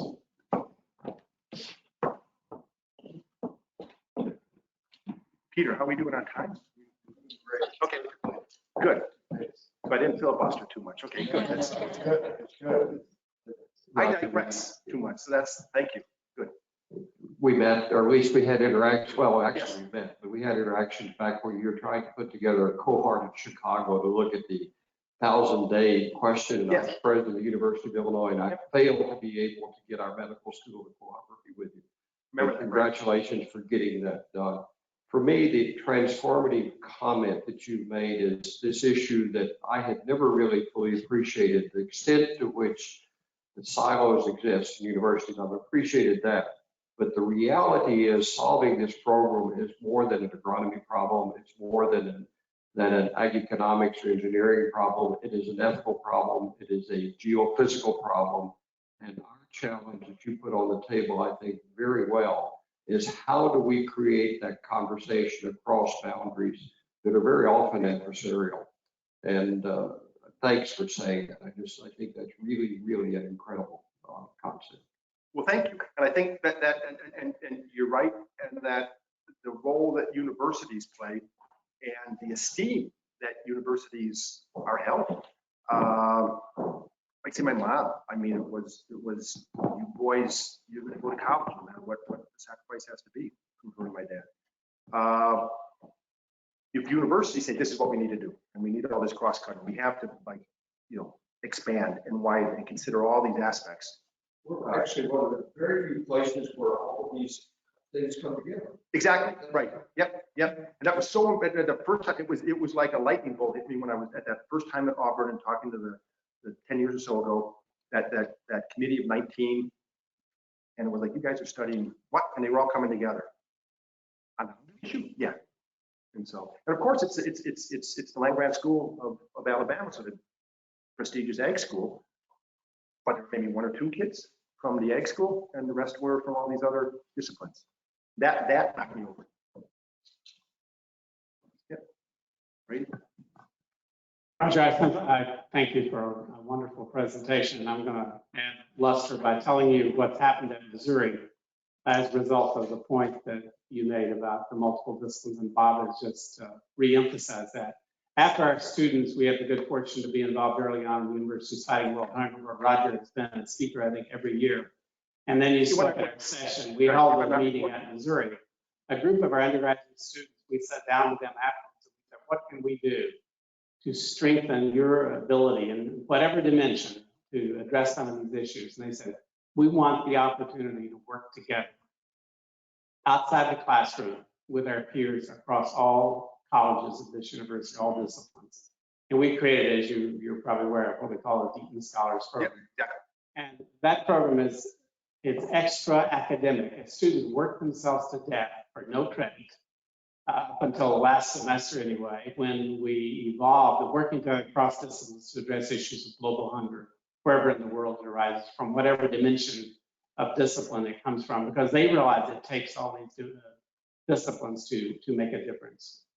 And we now have introduced a course, thanks to one of our outstanding professors in biological engineering, actually, in chemistry, and Thurow Krishnaswamy.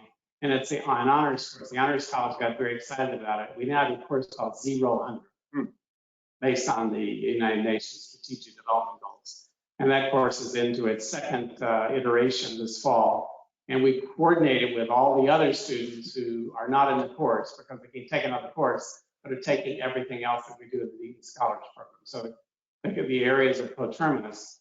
But I say this to say thank you for all you've done to make this real. And it can be done. And it takes the dialogue starting with the students themselves. I would overemphasize that. I cannot overemphasize that too much, because I don't think it's a case of administrators deciding we will now do this. I think that has to be done at some level. But if you engage the students from the different disciplines working together, magic happens. You'll see that magic play its way out. We do it with small groups of 3 to 5 working together across everyone's a different discipline.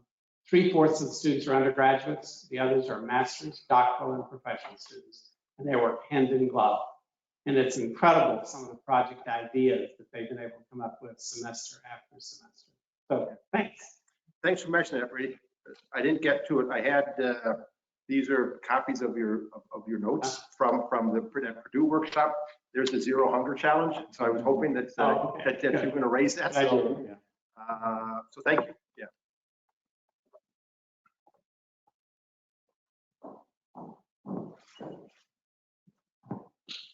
Roger, I want to thank you for the inspiration you give.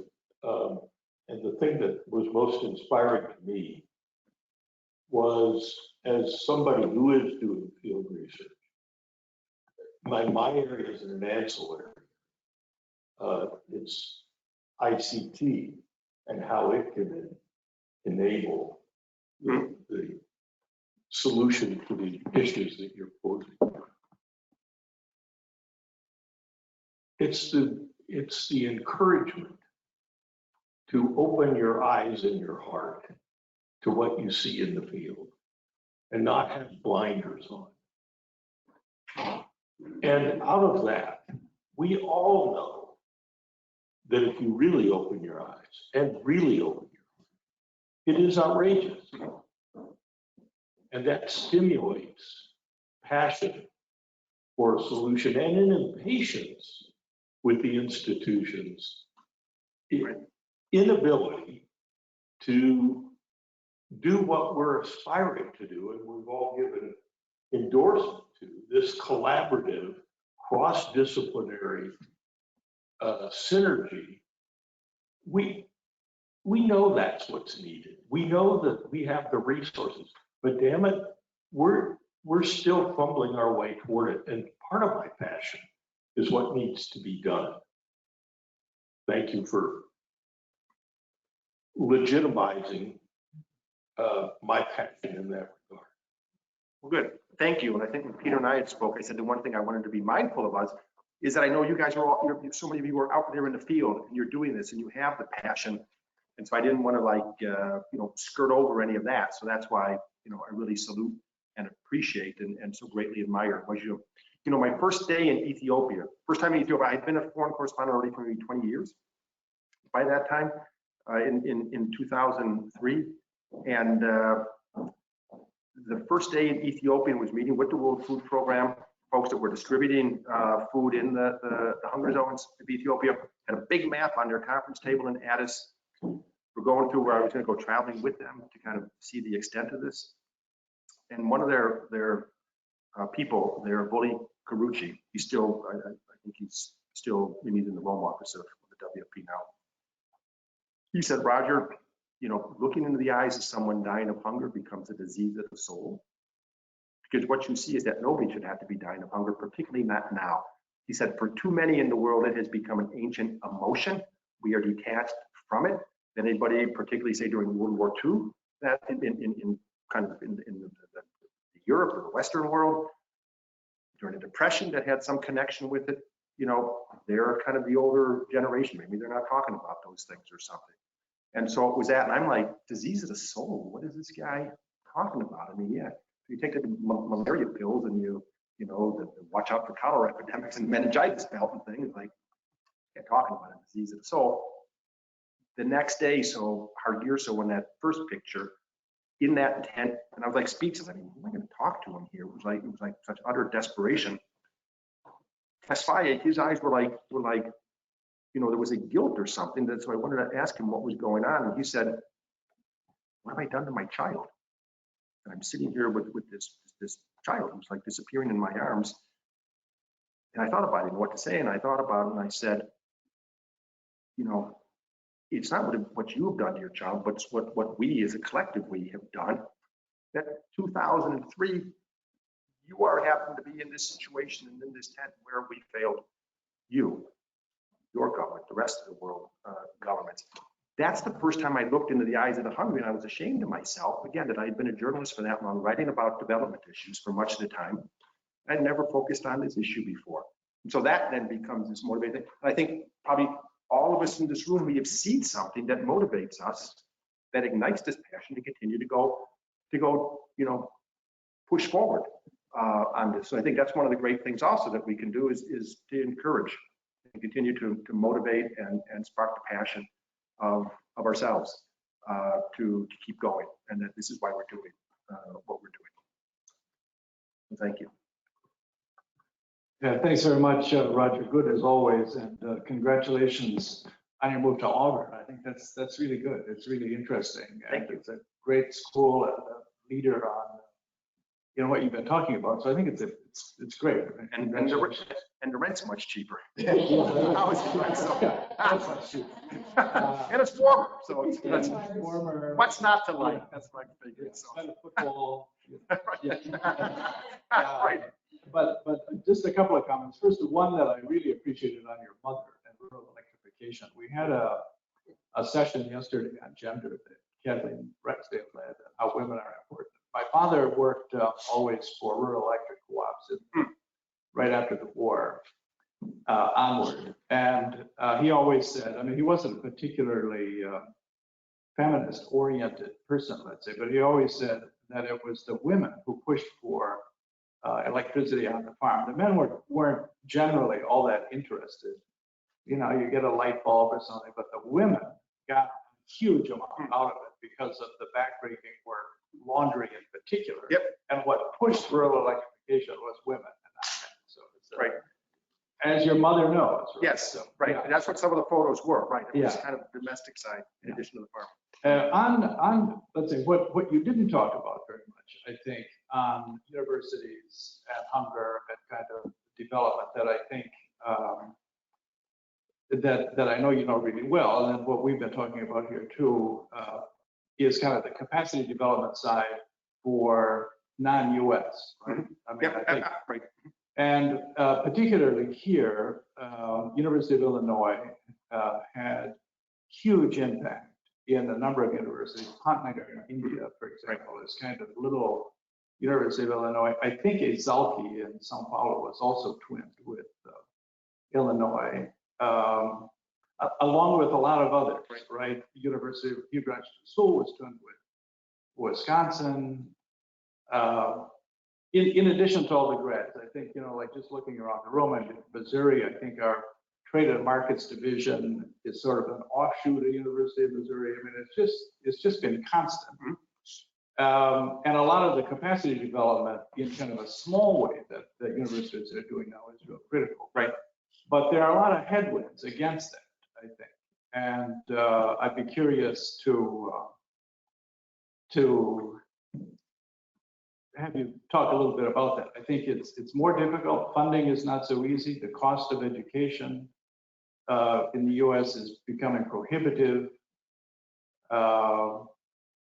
Students from certain countries aren't allowed in, and if they aren't allowed in, they aren't going to apply because they have a Muslim name. Right. Yep. There are just a lot of headwinds at the moment, and I think we have kind of lost steam on not just, let's say, the specific research, but the educational system. The way we go about, the way we do education is just enormously important. And I think we're losing ground on it. Yeah, no, thanks for raising all that. And you're absolutely right in terms of the impact and influence that U.S. universities have had on universities abroad and around the world. I've seen it, yeah, a number of times. The Chicago Council has a next generation group, maybe 20 grad students, and probably half of them are from abroad, and some of their stories are also really inspiring, and what their plans are to do. I know Brady has talked about this, and it's kind of part of this, not only the mentorship aspect of it, but kind of as models for partnerships around the world, and kind of the strength of that, of kind of uniting universities. My brother had he had mentored countless grad students and PhD students. He was so proud of them, of the work that they were doing when they would go back home, and always hoped that that's what they would end up doing and going back home. But the challenge is cost, visa difficulties, and things. It's I mean, it's unfortunate, but it's one of the things that then needs to be. I think that whole exchange was then also vital. I mean, that's part of the Green Revolution. I haven't studied, or I'm not that familiar with, but wasn't that also kind of a big part of what was going on there, and kind of Boardwalk teaming up with scientists and universities around by now? We were talking about the Punjab. I think the Ag University in India is up there. That was really relied upon for a lot of also the advances in India and the subcontinent at the time. And so, that's greatly to be lamented, and very distressing that if that is, kind of falling away, or less valued, or less possible because of what's going on in the world. That we have, I mean, Dan Glickman, so former Ag Secretary and a colleague of mine at the Chicago Council, he kind of talks about, the difficulties of it. But at the time that we have these challenges, and that it just requires this cross-sectoral, cross-faculty, the universal global cooperation on this, being on kind of the agriculture challenges, and ending hunger and malnutrition, and the climate change and the biodiversity. That is kind of coming at this time where more and more countries are turning inward, where kind of this international cooperation, where kind of kind of national first issues are coming and kind of resonating or growing around the world. And how does one break through that, or kind of have a counter to that? So if there's something that kind of comes out of the universities and kind of, no, we got to push through that, would be really great.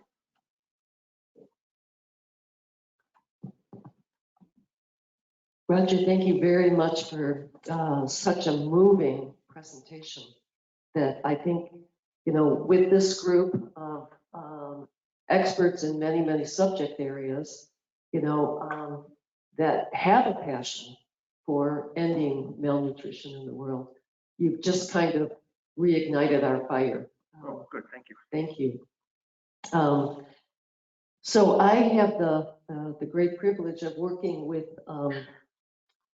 plant breeders across the continent of Africa, and those that are educating the next generation of plant breeders that are really working very hard to address what you're calling the Gordian knot, and that is to nourish the planet while saving the planet. So agriculture is a completely different ballgame now, where improved varieties not only have to be high yielding, but nutritional, and have to be able to be produced in a sustainable manner that actually not only doesn't hurt the environment, but leaves the environment better. Right.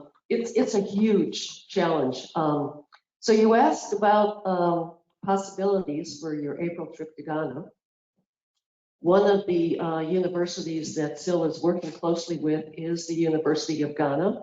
They have a center called WACI, the West Africa Center for Crop Improvement. And they're training a lion's share of the next generation of plant breeders for West Africa. They're an ACE institution, an African Center of Excellence, that they earned this designation is by the World Bank. They earned this competitively by putting in a very good proposal for training the next generation of plant breeders and supporting plant breeding education in Africa. They have a cohort right now of approximately 15 PhD candidates. I would take the liberty of inviting you to come and visit there in April to see this generation that's so on fire, to understand the science behind what's needed to address nourishing the planet and saving the planet. Excellent. No, I'll take you up. Are they in Accra or? Yes, they're right outside of Accra in Legon. Good. Excellent. Yes, so I'd be happy to take next steps and make sure that the director of the center will be there at that time. Be great to have you visit. Good. Yeah, no, that would be a great help. And I'll, yeah, these guys know how to reach me. I'll give you my card and we'll stay in touch. So one thing before I forget, that I'm also really looking forward to going to Auburn, or one of the motivating forces of that is just to be around the students that are thinking about these things. And I always say that when I'm speaking at universities and high schools are getting more into this, when you see the kids that are like in the Borlaug Youth Institute at the World Food Prize, the stuff that they're working on and thinking about and their passions for this, are enormous. And so how can we, so that would be one of the things at Auburn, that so the curriculum that we developed there kind of through their hunger studies minor and built around some of the characters in the book, how do we also get that in the high schools? Because there's like 14,000 ag educators in the US and they're all clamoring for material, but you can't just say, wow, yeah, okay, so here's some books and be like, yeah, okay, that's good. Maybe I'll read them. But it's like you need a structure to actually get them into the classes. So we're working with folks at Penn State on that and at Auburn. But I always tell the students that, yeah, perhaps if I can impart a little outrage and inspiration, and particularly inspiration, I'll be humbled by that. But I always leave any of those encounters much more inspired than I'm sure that I leave behind. So if I'm getting tired and say, yeah, do I want to write another book or do something like that? It's like, yeah, I should. There's cause for this. So thank you for that. Hi, my name is Dr. Carrie Miranda. I'm a former Borlaug fellow, and I did my research in Ghana as a plant breeder. And so the first thing that I want to say is thank you. What I think is a really powerful angle that most researchers need is the public advocacy, which I don't know, intentionally or inadvertently, as a journalist, you provide. And so it's one thing when I tell people, oh, I'm a geneticist, I work on soybean in Africa, and they're like, oh, neat.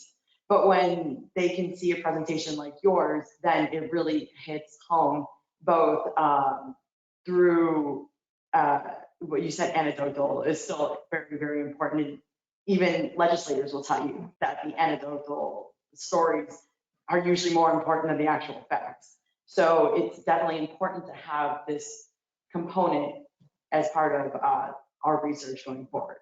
But then also just internally as well, because some of the research that we do, it's easy to get stuck inside of it. And when I was in Ghana and working really long hours by myself in the field, and it's hot and I'm always sick from whatever. I mean, Kristen knows, she heard all the stories. And you kind of were like, what are we doing? What are we doing? Right. What are we doing? But then, I could read your books, and I met you before at a university's Fighting World Hunger event in Ohio. And then it's through the reminder of the big picture that we can often lose ourselves as researchers. So essentially, just thank you. I appreciate the work. I appreciate the stories because it makes everything seem much more real. Good. Well, thank you. And I appreciate it. Was that at Walsh? The university's Fighting World Hunger? Yeah, in Canton, Ohio. Right. Yeah. So that's one of the examples. I mean, Walsh, it's a Catholic university, right? And kind of the work that I mean, they're kind of inspiration. They're all fired up about that at that school. But yeah, thank you. My name is Carrie Clark. I'm with the University of Missouri. I was a Peace Corps volunteer in the 80s in a rural African village, and then I didn't go to Africa for 30 years. And when I came back and went to another rural area, I thought, wow, the needle hasn't changed very much in 30 years. And then your slides show pretty much the same thing. And I think in light of the fact that it seems like things aren't progressing at the speed they need to be, what do you think about universal basic income as a solution to poverty? Yeah, I mean, it's a really kind of interesting proposition that, yeah, I wish so that's where like we need some funding or somebody to say, let's do that. I mean, and let's follow it over time and what impact does it have? It's like is there a city in Washington State that is Seattle or Spokane or someplace that is that has? There's an NGO that I think it's called Universal Basic Income, and they have villages in Africa. Right. So we do have, if you're interested in another story, we do have, research scenarios set up. Yeah, I would be. No, that would be interesting. I think it's yeah, really intriguing. And then it's a matter of, yeah, well, kind of what are the political realities of something like that. But I think it's, yeah, also kind of the vein in development assistance of just kind of the cash transfers, or kind of if you put money in their hands and have them make the decisions that I think, I don't know, kind of what I've seen so far or heard about, that, yeah, I mean, people generally make wise decisions about that themselves instead of being kind of instructed, well, no, here's the thing that we developed and like, here, use this, or this is what you should put your money towards or something. But, let them, particularly if it's in the hands of the women and the moms in those families. But so kind of following that over time, I think will also be really fascinating to see. And hopefully, yeah, there's, it'll show that, yeah, there's a power to that. But yeah, no, thanks for thinking about that. And yeah, if there's examples of that or some villages that are doing that, I'd be interested in that if I come across them. Thank you. Hi, Roger. I really like the way you simply stated the challenge, which is how you nourish and protect at the same time improve injustice and inequality. So that was very simple and well done. Thank you. Thank you. So I wanted to ask you a little bit more in the protect side of it. You talk a lot about the malnourished, and I think you give great examples on that. And my question is, if I think about Borlaug and what he did, and I'm former student of University of Minnesota, he has inspired my career and my decision in many ways. But his proposal was really intensify agriculture, that which had a cost to the environment. Yes. Mm-hmm. Yep. So my question is that if we would have to have if Borlaug was alive today and he would be doing this research, what would he do to deserve another Nobel Prize, and how would he do that in a way that protects the environment as well? So any comments on that? Yeah, I think, he'd probably, and this I had told me by Dr. Swaminathan in India, so Borlaug's kind of running mate over there during his work in India. And he said, I think Borlaug was talking about this as well, that, no, it needs to be like an evergreen revolution. This needs to keep going and to be modified and adjusted. So when you see things that, well, so here's the impact of the water and the electricity subsidies in India. That doesn't mean that you basically let your irrigation systems run all the time. There's a certain cost to that, because this will be the consequence of it, of lower water tables. I mean, he had talked, so Scott Kilman, the journal's longtime ag writer, who I did the first book with, and we did a number of stories together. And when we were talking to Dr. Borlaug about this, I mean, he would recognize, that yeah, the Green Revolution introduced a new form of pollution into the world with the fertilizers and the kind of runoff from that. But again, I mean, I think his belief, we're smarter than that. We can learn how to kind of adjust on the way to kind of modify and mitigate kind of any of the negative consequences of, which makes this next challenge all that more difficult than what he was facing, because now you do have all these kind of planetary boundaries that are kind of hemming in of what farmers, fishers, ranchers are able to do. So in this next book, what I'm hoping to do, and you'll be part of it, is to visit farmers, fishers, ranchers around the world that are really at the rock face of this, and what are they doing? So these students at Ghana University, this is something they're thinking about, and that's that generation. So what do we do about this, and that are recognizing that task? So then there's some others, farmers in the U.S. and particularly the family farmers, and they can be family farmers with huge operations that Annie had. So in a couple of weeks, I hope to be with Jay Hill, Jay, in New Mexico and Texas, also with the Farmers Ranchers Alliance. And they're realizing, for the sake of the preservation of their families and what they do, that these are adjustments that they themselves need to make.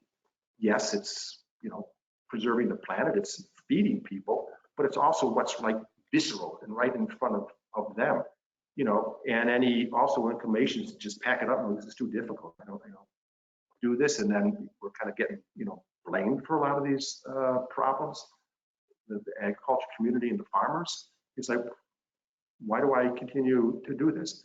But then there's something, particularly in him, that then brings him back to say, no, I'm gonna do it. He's a young man, with a young family. And so it's just examples like that. So the more that I can kind of gather around the book and then compile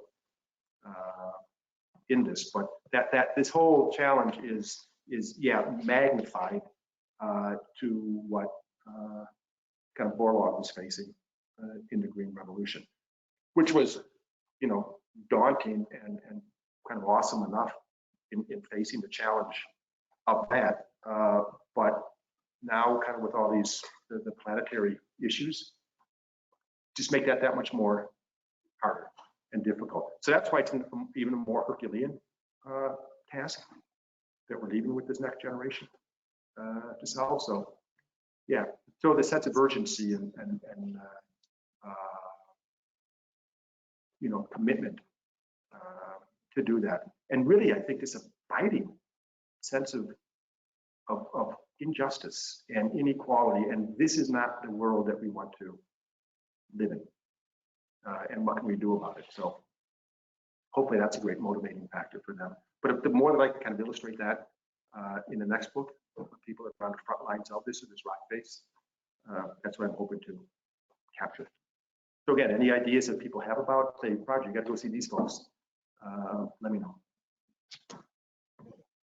Thank you, Roger. Just beyond certainly my wildest dreams of when we were conversing and thinking about talking about this issue of pushing universities to do bigger, do better, and you were somewhat skeptical maybe of the topic, but it's just perfectly addressed. And I urge you, I think it's a great step in Auburn to help us as faculty to do better and inspire us, and because we need it, and we need to think bigger and better beyond our individual disciplines. And you've done it. You've really captured the gravity and really the importance of our time and kind of our work. So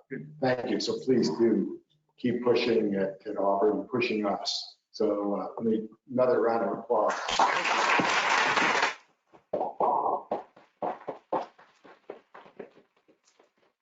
Well, thanks for the invitation and the opportunity, because it's really helped solidify my thinking on this. Is after we hung up after the phone call, like, I can show you the notes that I was taking, because it stimulated me to think that, oh yeah, I got some ideas on this. That the whole thing about the advocacy of journalists. I mean, there's this whole thing about, journalists, we should be objective and neutral. And yeah, I mean, that's what we would aspire to, in the sense that you kind of look at both sides of a story, or more than both sides sometimes, more than just two sides, or the various facets. and angles of it that you try to hope to represent and do. But I mean, we're all subjective in a sense. I mean, we all come from a certain background and a place, and that's what we bring to stories. And just you go beyond the subject, the objectivity by the stories that you just decide to work on, unless you're just kind of you just do whatever the editors tell you to do. But the editors, they've got all the subjective things as well. And that as journalists, I mean, we write things, at least as print journalists or journalists of the written word, that people will read and they'll do something about it. It has some kind of emotion, makes them laugh, makes them cry, makes them get up and do something, outrages them, inspires them. And there's an advocacy to that. And so kind of when I first started, when I left the Wall Street Journal and Chicago Council, I'm starting to speak about these things to give more life or life beyond the page of the books and these people that I'm writing about. Wonderful people and kind of what their work is. I'd be introduced as kind of a journalist and an advocate. And I'm like, are those like contradictory terms? Is that kind of like an oxymoron? But then the more I thought about it, no, that's what journalists are. I mean, we advocate for things just by the mere fact of kind of writing about them. And so I figured that's what my role is. And so that's one of the things, so University of World Hunger, that really also helped me think about that. Okay, so no matter what you're studying, your passion, your interest, and your skill set is, what you're thinking about a career, what can you bring to this issue? And if you think about it, no matter what it is, you can bring something to this issue of ending hunger and malnutrition and stunting. So I had to look into myself, and so what do I do as a journalist? And I can at the very least raise the clamor and say, pay attention to this. This isn't right. This isn't, we shouldn't abide this. This isn't the world that we want. And just to keep kind of shouting from the rooftop. So Auburn will be my next ramparts to shout from. So. Thank you. So that concludes the session, and so we have lunch over in the